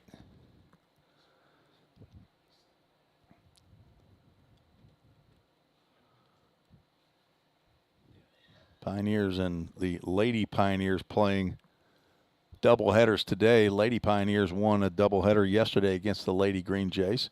There's a tapper down to Carter Vrabel, who will make the grab in foul territory, throw on to Landon Godsey, but that's not allowed. Ball's got to be on the white line or inside of it. Again, goes 1 ball, 2 strikes.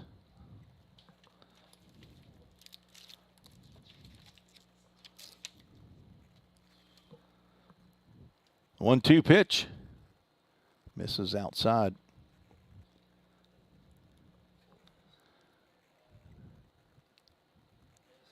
.320 down the lines here at Pioneer Field. .345 in the alleys. .380 to dead center field with a 25, 30-foot fence over there.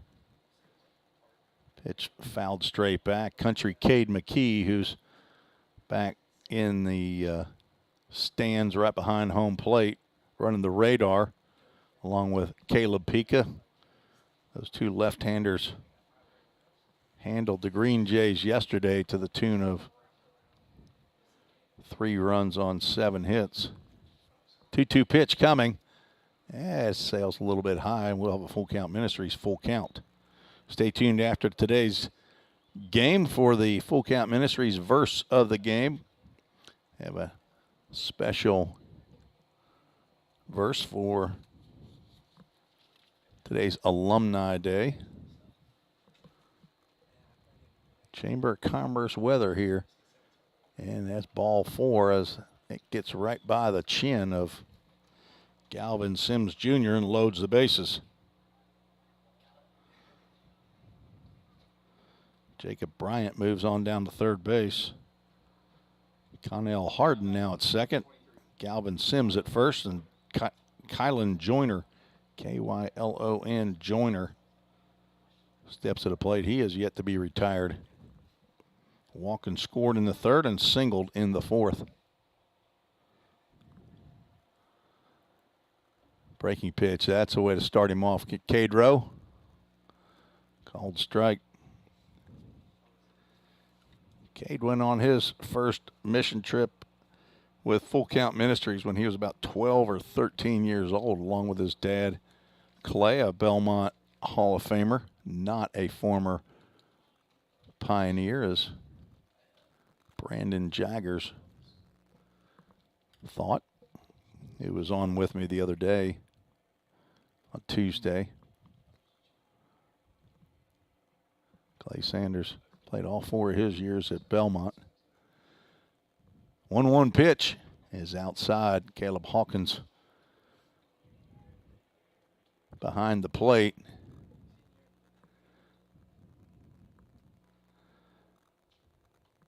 Catching Cade Sanders. A lot of experience between these 2 guys as they worked together a lot last year.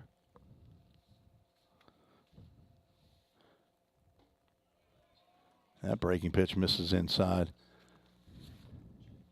Cade Sanders steps off the mound again, trying to regroup. Caleb Hawkins played in 35 games a year ago. Now playing in his 21st game of the year. 3 balls, 1 strike. Bases loaded, 2 outs. And another ball fisted out to center field, but this one will get out far enough to Jake Burris, and that will end the inning.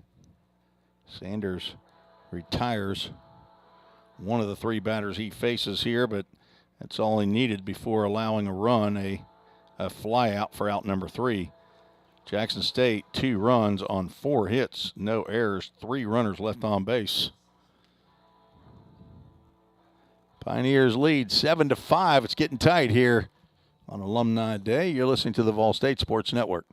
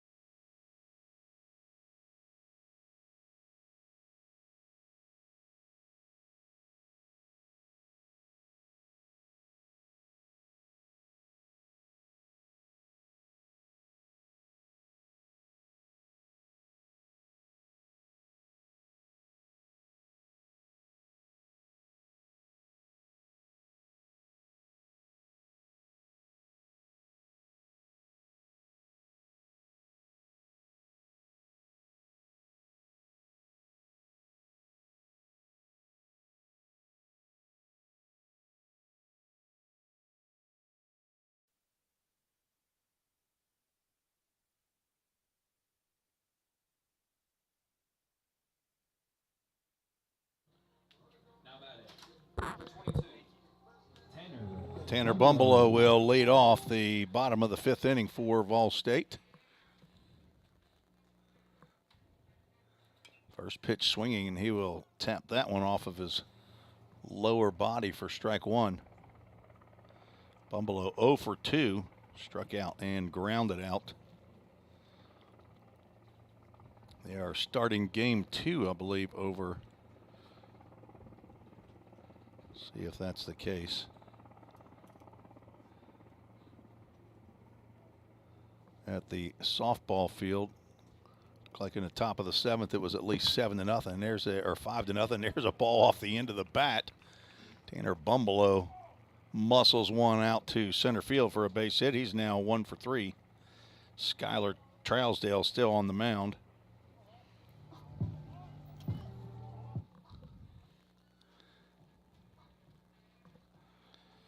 And Caleb Hawkins steps to the plate. He's 0 for 2. He is due. As I said, he came in his last 5 games. He's 6 for 12, 2 home runs, 3 RBIs, has scored 7 runs. He is due here in this game. Breaking pitch from Trousdale, misses low and outside.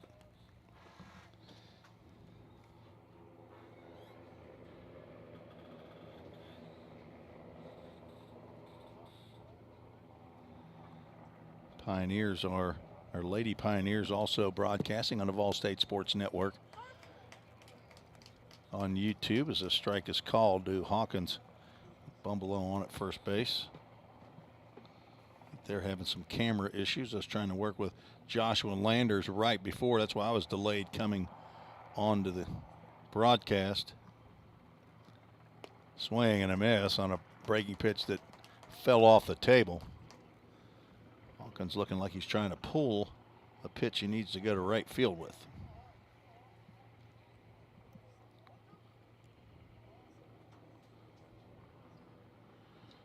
Like the ladies Pioneers may have won that game 5-0.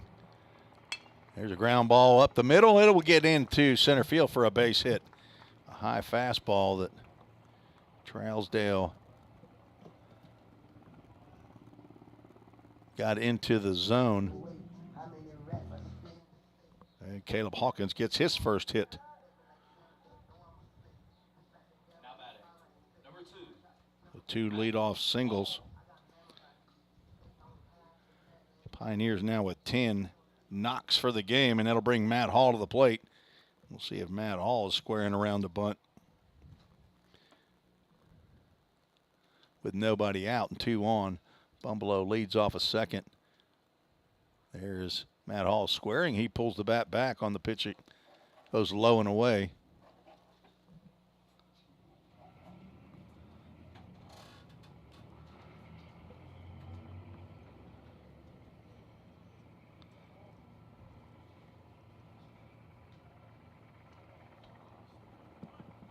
Another bunt shown, but again, the bat pulled back as Trousdale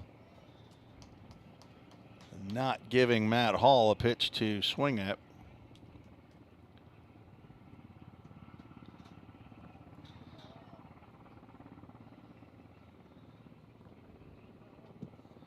Getting warmer outside now, 78 degrees it shows.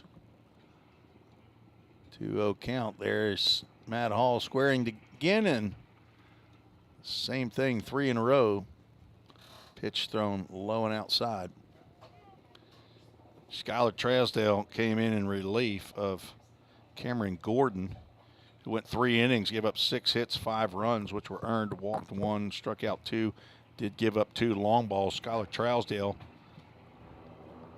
will deliver a 3-0 pitch that Hall squared around but pulled the bat back, assuming the fake bunt is the sign that third base coach Jim McGuire is giving out. Now he might give the real bunt this time. First baseman Chris Godwin in the grass, almost in your viewing area on our zoomed in. There's a square, and the ball is popped up back behind catcher Jesse Dalton. It falls to the ground.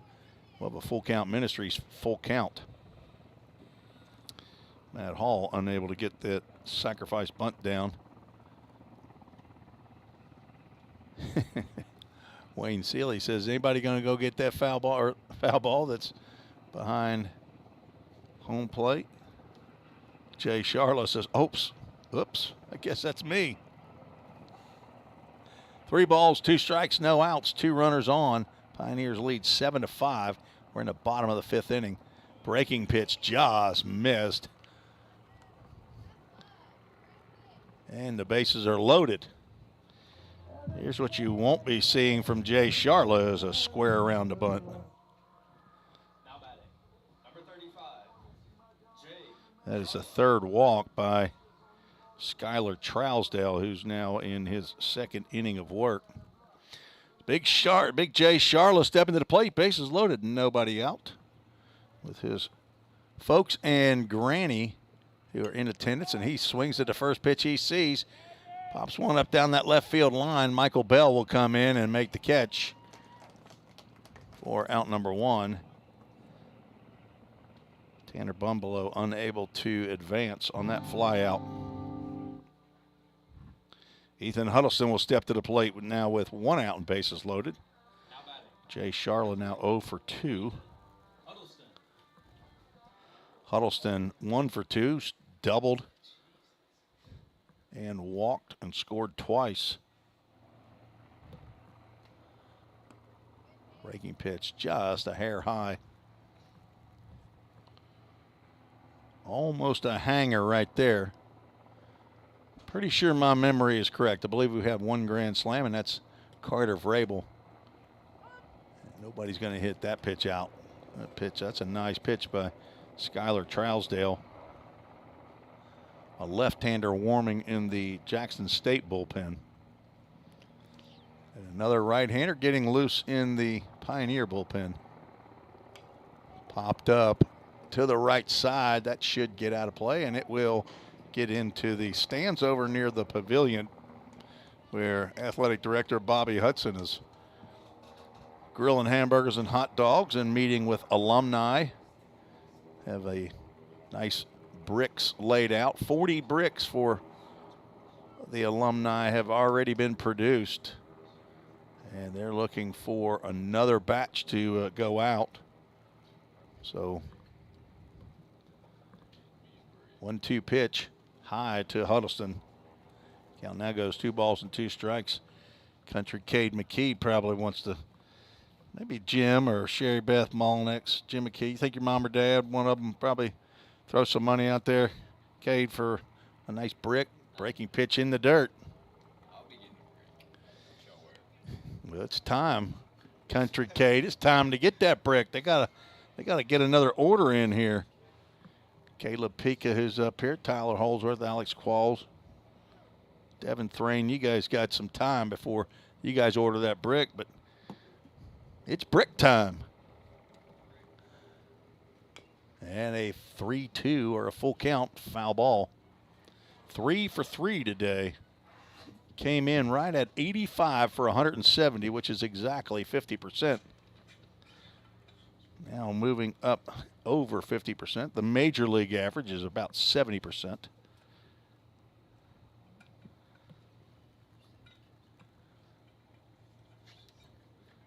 Timeout here, I guess, for Skylar Trousdale. Had something going on, but 1 out, bases loaded. They'll revisit our full count. See if he throws another 3-2 curveball. He does, and Huddleston drops it into left field. Michael Bell charges hard. This will only drive in 1 run, so an RBI single for Ethan Huddleston. And he is happy to be back in the lineup after missing a couple games.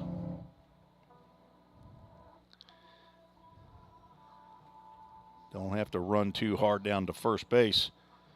You get a base hit like that into left field. Tanner Bumbelow comes in to score the first run of the inning. Caleb Hawkins now down at third. Matt Hall at second base.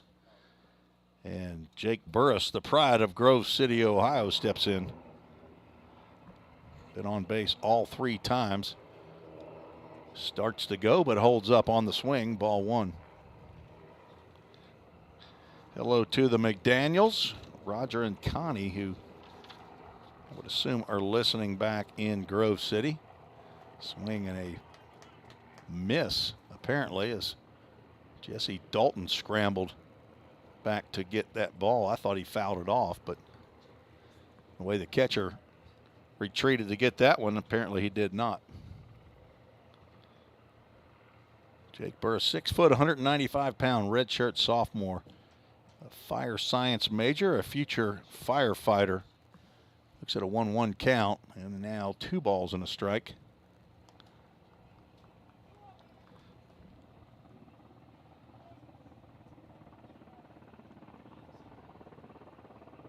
Two sets of grandparents, Grandma and Grandpa in Grove City, and Roger and Connie McDaniel also in Grove City. He fouls that one off, and it's an MGM Industries foul ball thanks to Joe Gaskins and Patrick Stewart of MGM Industries for their support of Vol State Baseball and the press box. We have custom-made windows we're looking out of and shooting our video through. 2 balls, 2 strikes to Burris with 1 out.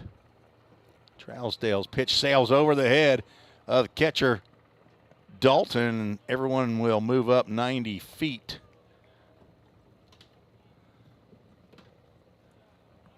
Dalton, not a tall catcher by any stretch. 5'8", 170 pounds, and you probably needed to be about 6'2" to get that one. We have a full count Ministries, full count. Pioneers now lead 9-5.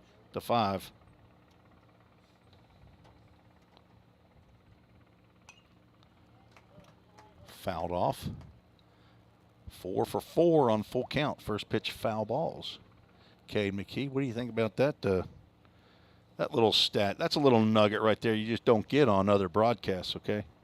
My grandfather told me that a long time ago to pay attention to full count foul balls. Full count foul balls. So the first pitch. There's ball 4 to Jake Burris, and the bases will load again. Now 4 walks. Let's see if that will be the end of the afternoon for Skylar Trousdale. And the call has been made to the bullpen by head coach Michael Winders. We'll take a break, tell you about the new pitcher. When we return, you're watching Pioneer Baseball on the Vol State Sports Network.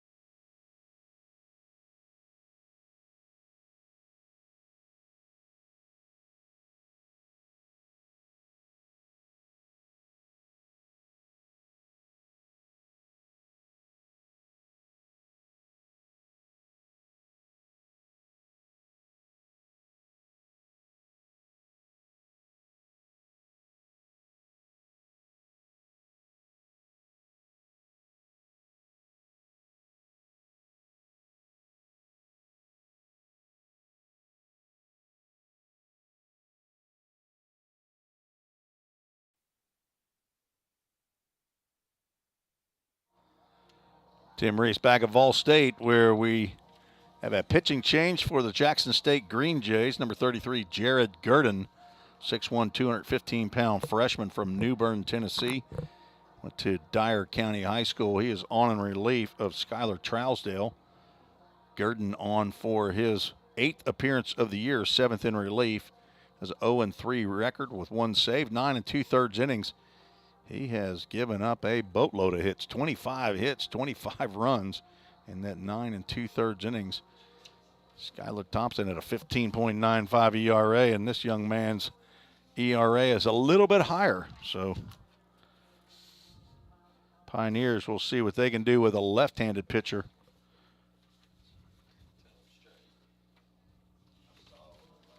Skylar Trousdale ends up going an inning and a third.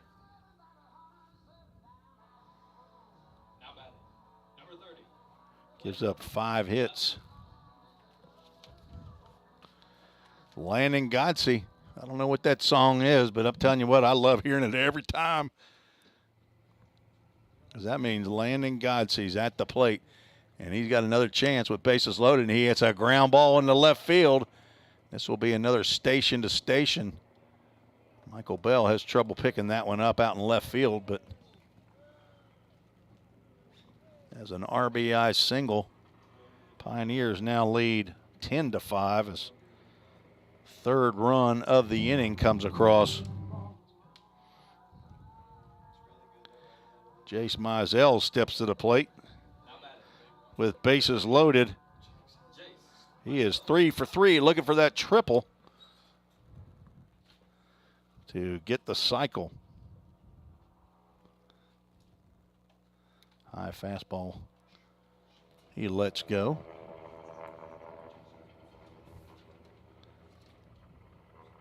Four hits in the inning. Bases are loaded for Jace Mizell. Unless Daniel Ortiz has hit a home run already today, then he's the leader in TCCAA in the conference with home runs.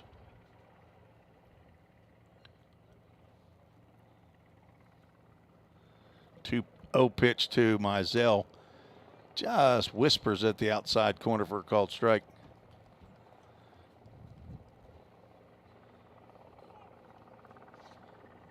There, I can see that helicopter now out in right center field, right at the top of the trees.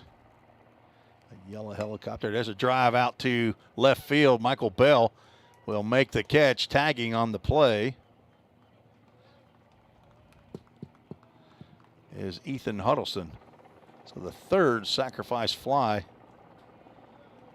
That was more of a sacrifice line drive. RBI for Jace Mizell. Now Carter Vrabel will step up with runners at first and second. Number 10, Carter Vrabel.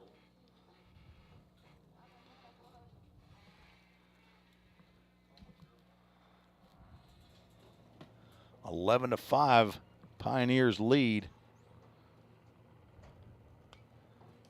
Vrabel went down to get that one, and he comes up hobbling a little bit. I guess that left knee is probably still hurting, if in fact that was what he injured when he did a head-first slide into second base.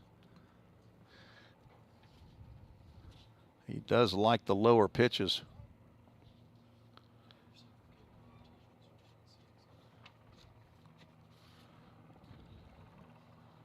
Two outs now, 2 runners on. He drives one out to left field again. Bell will dive and not be able to come up with it, but does get a glove on it. 1 run scores, and Godsey moves over to third base. Carter Vrabel, normally a very aggressive runner, will stay at first base. Pioneers now lead 12-5, and they have batted around in the inning. RBI single.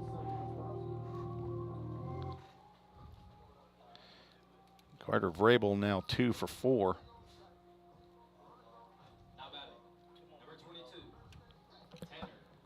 Tanner Bumbelow, who led this inning off with a single.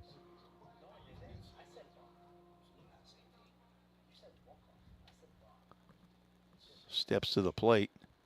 We have a line-to-line, runners at the corners. Godsey at third, Vrabel at first. Pitch misses high. Only left-handed batter in the Pioneer. I'm sorry, the two left-handed batters in the lineup. Tanner Bumbleau and Jay Sharla, 2 of only 4 on the squad. Take a hack, Tanner Bumbleau. Not sure what he was thinking right there, but I'm just kidding. I'm pretty sure I know what he was thinking. He was looking at home run number 2. Not a shy kid. Got a lot of confidence in the world. 2 outs, and he gets jammed on that breaking pitch. That's a souvenir for a lucky fan just to the left. Go ahead and move my field mic around if you want, Cade McKee. Just come up and do whatever you. Oh, he's looking at that Bible verse that's underneath the mic stand. I'm thinking, why are you moving my microphone? People can hear that. 1 ball, 2 strikes. Pitch misses low and away.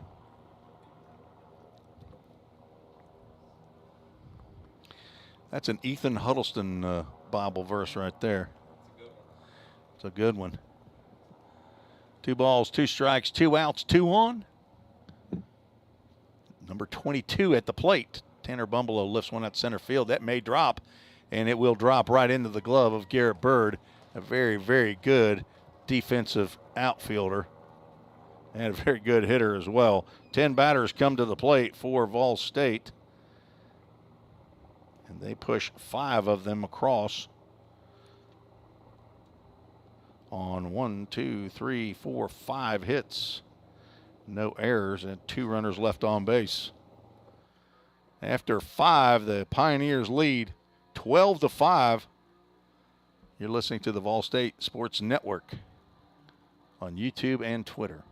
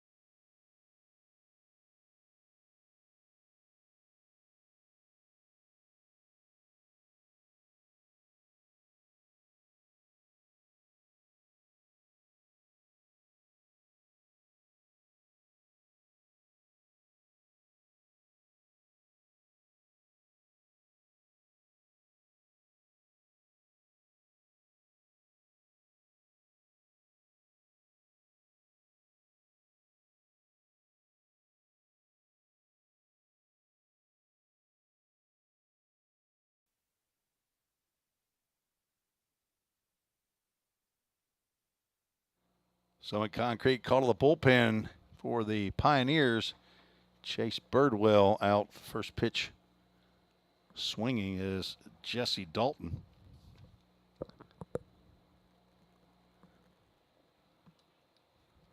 Next pitch down low. 1 ball, 1 strike.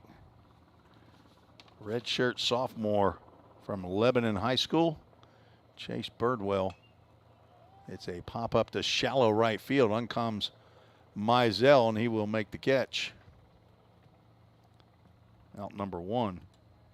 Birdwell, 6 foot, 200 pound, right-handed pitcher, physical therapy major, son of Deanna and Troy Rogers. He is the big brother to 4 sisters, Riley, Reese, Raylan, and Mackenzie. Now batting, number 8, Garrett Bird. Leadoff batter Garrett Bird steps in. He is 1 for 3 and played terrific in center field today. Made 2 outstanding running catches. There's a big hammer overhand curveball. Misses down in the dirt.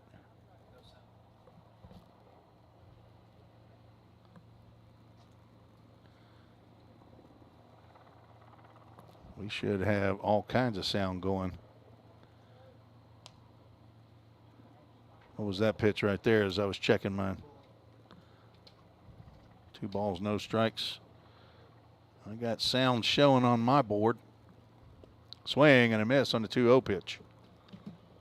Check you again there. You got your volume up on the YouTube? Okay. 2-1 with 1 out. Just missed down low. Tell me your mom's name again, Alex.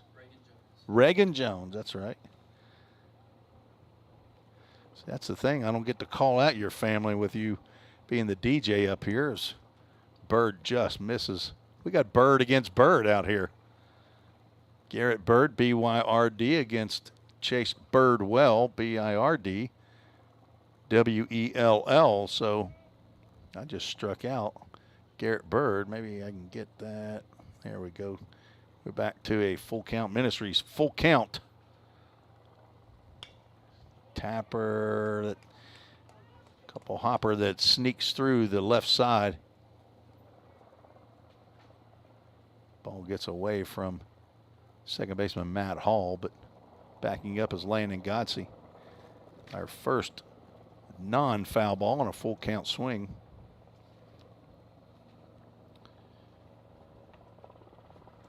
Now batting, number 2. Nomar Pierto steps in. So Garrett Bird won that contest between the 2 birds. My mom said my stepdad accidentally pressed the TV on. Okay. It was an operator error as that breaking pitch misses low and outside. All right, so hey, with my track record here, there's it's 99.9% of the time it's going to be me. So appreciate the help, and those folks watching and listening. It makes me feel good they don't have the volume muted. Yeah, we like the broadcast, especially when we mute that guy that's talking. 2 balls, no strikes, 1 out, 1 on.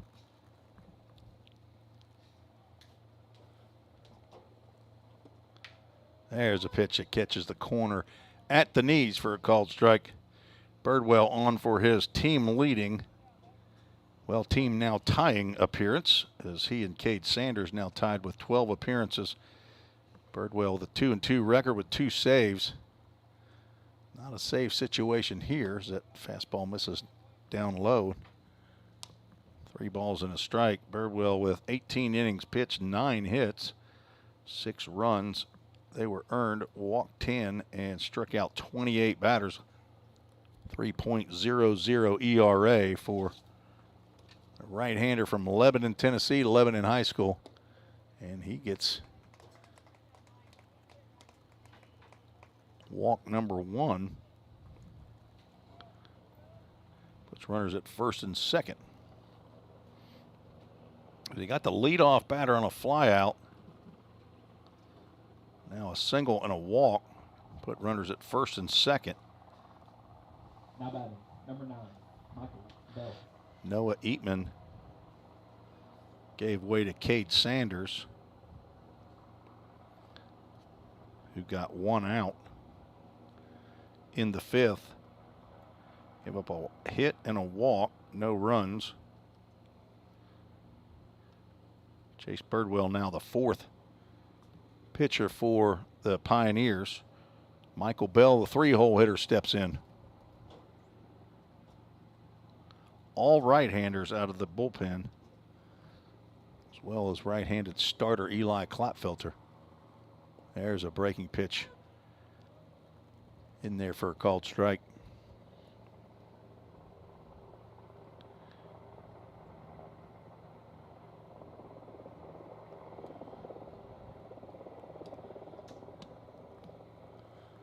Clouds starting to appear here at Pioneer Field on the campus of Volunteer State. Tapper to Ethan Huddleston, who will flip, throw to the plate, and they will get Garrett Bird, who is trying to come to the plate. I don't know if they got the out at first base. I know they got the out at second. That was almost a triple play. So I'm not sure if they're talking about what happened there, but there was a lot that happened. That was with runners at first and second. They were trying to score the runner from second base on the exact same play that the Pioneers walked off with yesterday. So that is a fielder's choice for Michael Bell. And Garrett Bird will be out 3-2 for the third out. I'm assuming that's how it's ruled, but a 6-4 put out of Pierto at second base for out number 2. And on the same play, Garrett Bird is retired at the plate with a great throw from Landon Godsey. So we're through 5.5. Pioneers lead 12-5. We'll take a break on the Vol State Sports Network.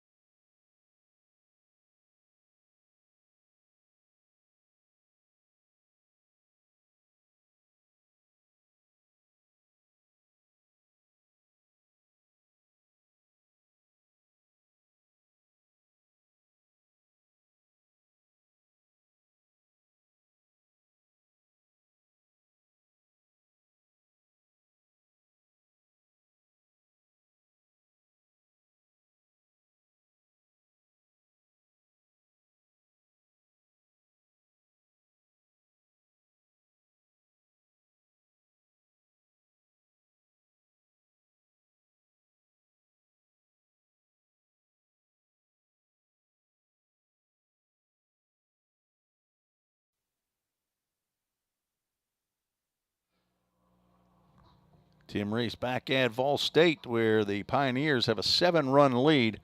3 runs here in the bottom of the 6th should end this ball game. Pioneers scored 6 in the bottom of the 6th of a 9-inning ball game yesterday to take the 13-3 victory. Caleb Hawkins steps in facing Jared Gurdon.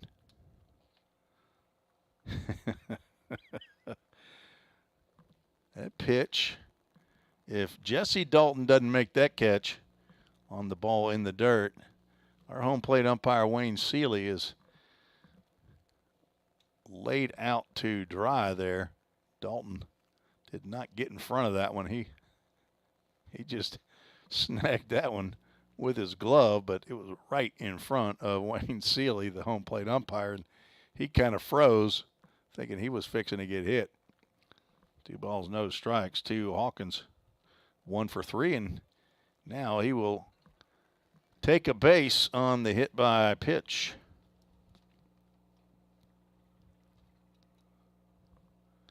Matt Hall will step to the plate. That's the first hit batter of the game.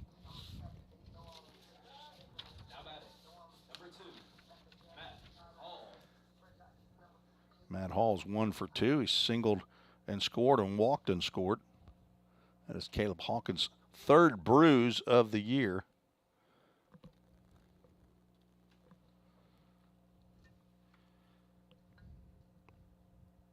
I believe that is the 59th batter that has been hit,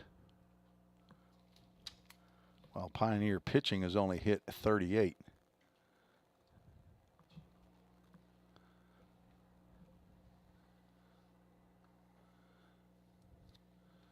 Balls and no strikes to the sophomore from Lexington, Kentucky, the son of Mark and Tracy Hall, who they said were going to be here in attendance. Going to drive down from Lexington. Called strike to Matt Hall. Logan Molnar is still out due to injury. Ethan Huddleston gets back in there, so Corbin Overbay not in the lineup. 2 balls, 1 strike, and must have been a changeup. Matt Hall way out in front of that one. Matt, 5'8", 165 pounds, sophomore from Paul Lawrence Dunbar High School in Lexington. Has a Grammy in Las Vegas and a grandpa in Florida, maybe listening in, brother to Haley. Now, a Full Count Ministries full count with pinch hitter Hunter Searcy on deck.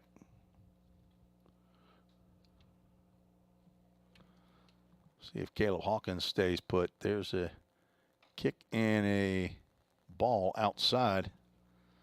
Matt Hall not a chance to swing. New batter, Hunter Searcy steps in. That's the first walk by Gurdon. Gurdon was the starting right fielder in yesterday's ball game. Struck out in his only 2 plate appearances. Was taken out for a pinch hitter, Robert Matano. Came on and also struck out. Hunter Searcy steps at a plate, a Kentuckian as well, just like Matt Hall, but he's from the other big city in Kentucky that starts with an L, Louisville. It's his first plate appearance of the series. 6 foot, 185 pound sophomore from Louisville Eastern High School. The son of Larry and Doty, probably here down. He takes a hack at that one. 1 ball, 1 strike. Hunter has a pawpaw and a sit-to in Louisville, Kentucky. That's a grandma and a grandpa name. And a nana in Linden, Kentucky. We love our nanas here on this show. Pitch handcuffs Jesse Dalton, who scrambles and retrieves that ball quickly. Count goes 2 balls and a strike. Hunter Searcy playing in game number 17. 5 hits, 2 doubles. Having a tough year so far. Out in front of that one as well. Count goes 2 balls and 2 strikes. Had a walk-off double to win a game early in the season. Had been struggling. I was trying to remember. That was a midweek game. Trying to remember who that was against. Might have been Southwest. It was Southwest Illinois College. And we'll have another Full Count Ministries full count back on February 23rd, way back on February. An 8th inning, bottom of the 8th, double into right center field to walk that one off, and he will foul that one at the plate. Our 5th full count first pitch foul ball. Apparently that might have caught a little bit of Hunter Searcy as he's walking back around home plate gingerly. 3 balls, 2 strikes, 2 on, nobody out. Caleb Hawkins reached on a hit batter, and Matt Hall walked. Hunter Searcy looking to drive a couple in, maybe 3, and walk it off again. Could he get his first home run of the year, and he won't get a chance as that pitch misses way outside. Second walk. There's no action in the Green Jays bullpen, so it is Jared Gurdon's game. And Ethan Huddleston will come to the plate for the 5th time in this ball game. He is 2 for 3 with 3 runs scored. Looking for a big hit here and almost gets plunked. Skylar Trousdale went 1 1/3 innings. Gave up 5 hits, 7 runs, which were earned. Walked 4 batters, did not strike a batter out, did not hit a batter. And there's the second hit batter. That's a tough way to get an RBI, but the second RBI of the game by Ethan Huddleston. And the Pioneers now lead 13-5. Coach McGuire is going to take Ethan Huddleston out for a pinch runner. So Corbin Overbay is going to get into the ball game, and he is our Jersey Mike's. I guess he'd be our second sub of the game, as Hunter Searcy would have been our first Jersey Mike's, thanks to Jersey Mike's right across the street from Vol State. His head coach Michael Winders is out to talk to Jared Gurdon. Thanks to Jersey Mike's for their support of Vol State baseball. They have the best sub around, in my opinion. Get you a number 9, Club Supreme, with go Mike's way with the vinegar and oil and bacon and mayonnaise. There, they know who I am now, and that is the 4th visit, is what home plate umpire says. And we have a new base runner. Thank you, Wayne. Corbin Overbay on to pinch run, and he will go in, I'm sure. Probably at second base. Matt Hall will move over to shortstop in the top of the 7th inning. If we get there, Pioneers score 2 more runs, this ball game is over via the run rule. Jake Burris steps in with bases loaded and nobody out.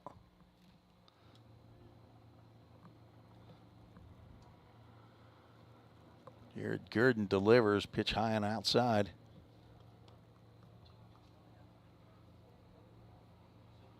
Matt Hall at third, Hunter Searcy at second,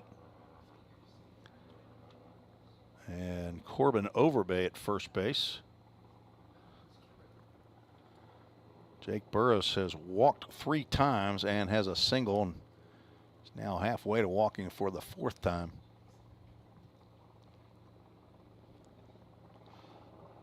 Landon Gotze on deck.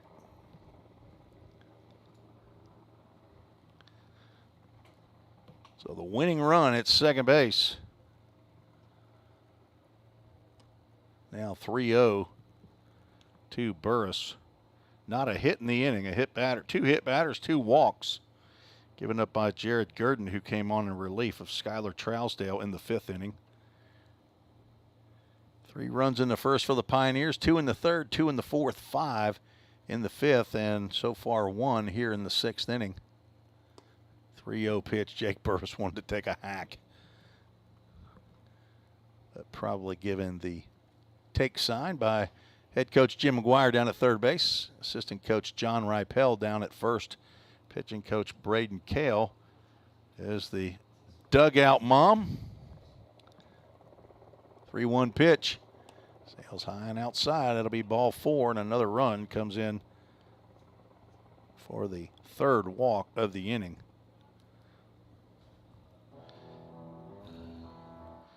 Pioneers now 1 run away from ending this ball game. Landon Gotze could do it in style. Already has 1 home run on the game, 2 sacrifice flies, and a single. Every at bat has been productive for the Belmont signee, first baseman Landon Gotze, who has a brick down there for the alumni corner patio already. That pitch just missed the zone. The son of Paul and Suzanne, brother to Nick, having a fantastic year is Landon Gotze.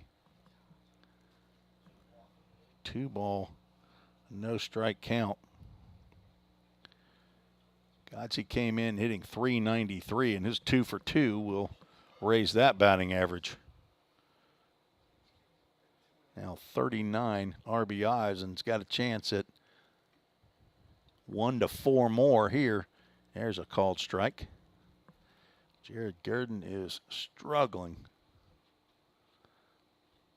Alumni Day here at Vol State. We are scheduled for 2 7-inning contests. This is game 1. A foul ball just gets over the backstop netting. MGM Industries foul ball. Stay tuned after the game for the Right Rug Flooring player of the game. Right now, looking like It could be Jace Mizell. He's got 4 RBIs. Landon Godsey was the right rug flooring player of the game yesterday and may get the walk-off walk. Here is the winning run standing at third base.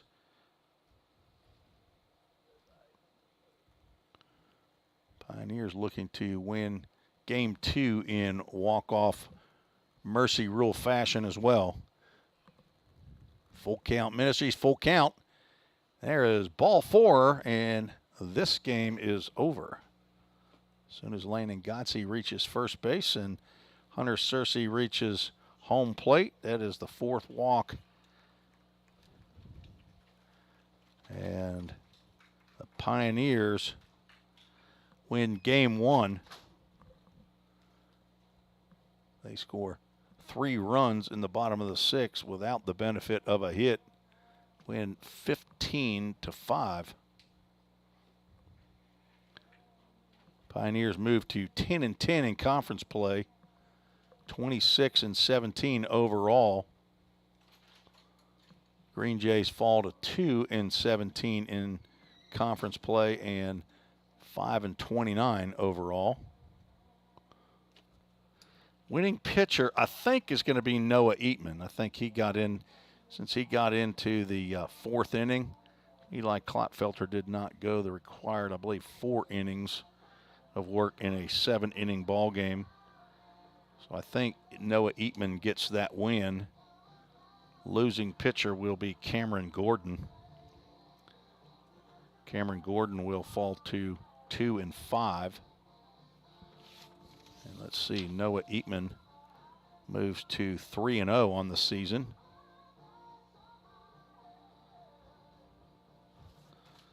Five RBIs for Landon Godsey. As Hunter Searcy comes in to score, let's get our scoreboard here corrected. We'll get all that off and send this game to final. I don't know how Jackson State got that run in the 5th inning, but we'll get that off. And now it's a final score, 15-5. The Pioneers win game 2 of the series. Game 3 will start in approximately 30 minutes, so a little bit before the top of the hour. Pioneers with 15 runs, 13 hits, no errors. Jackson State 5 runs, 8 hits, 1 error. These are unofficial, of course, but our right rug flooring player of the game, we'll go with Jace Mizell, who homered, doubled, and singled, and also a sacrifice fly, drove in 4 runs. And Landon Godsey also had a great game with home run and a single, 2 sac flies, and a walk-off walk to give the Pioneers the 15-5 lead. Our Full Count Ministries verse of the game is the mission verse for Full Count Ministries itself, and that is 1 Corinthians 9:25, and it says, "Everyone who competes in the games goes into strict training. They do it to get a crown that will not last. But we," Paul is talking about fellow believers, "but we do it to get a crown that will last forever." So he's talking about followers that train as Christ followers to go into strict training and to earn a crown that will last forever. So that's 1 Corinthians chapter 9, verse 25. The Pioneers take game 2 of the series, game 3 coming up shortly, as I would assume it's Parker White on the mound for Vol State, and the pitcher to be named later for Jackson State. So stay tuned or come back in about 20 minutes and we'll be back on the air on the Vol State Sports Network. It's Alumni Day here at Pioneer Field at the Tim Garrett Baseball Complex. I might see if Bobby Hudson still has a hamburger left. Getting kind of hungry. All right, thanks for joining us on the Vol State Sports Network. We'll be right back after about 15, 20-minute break.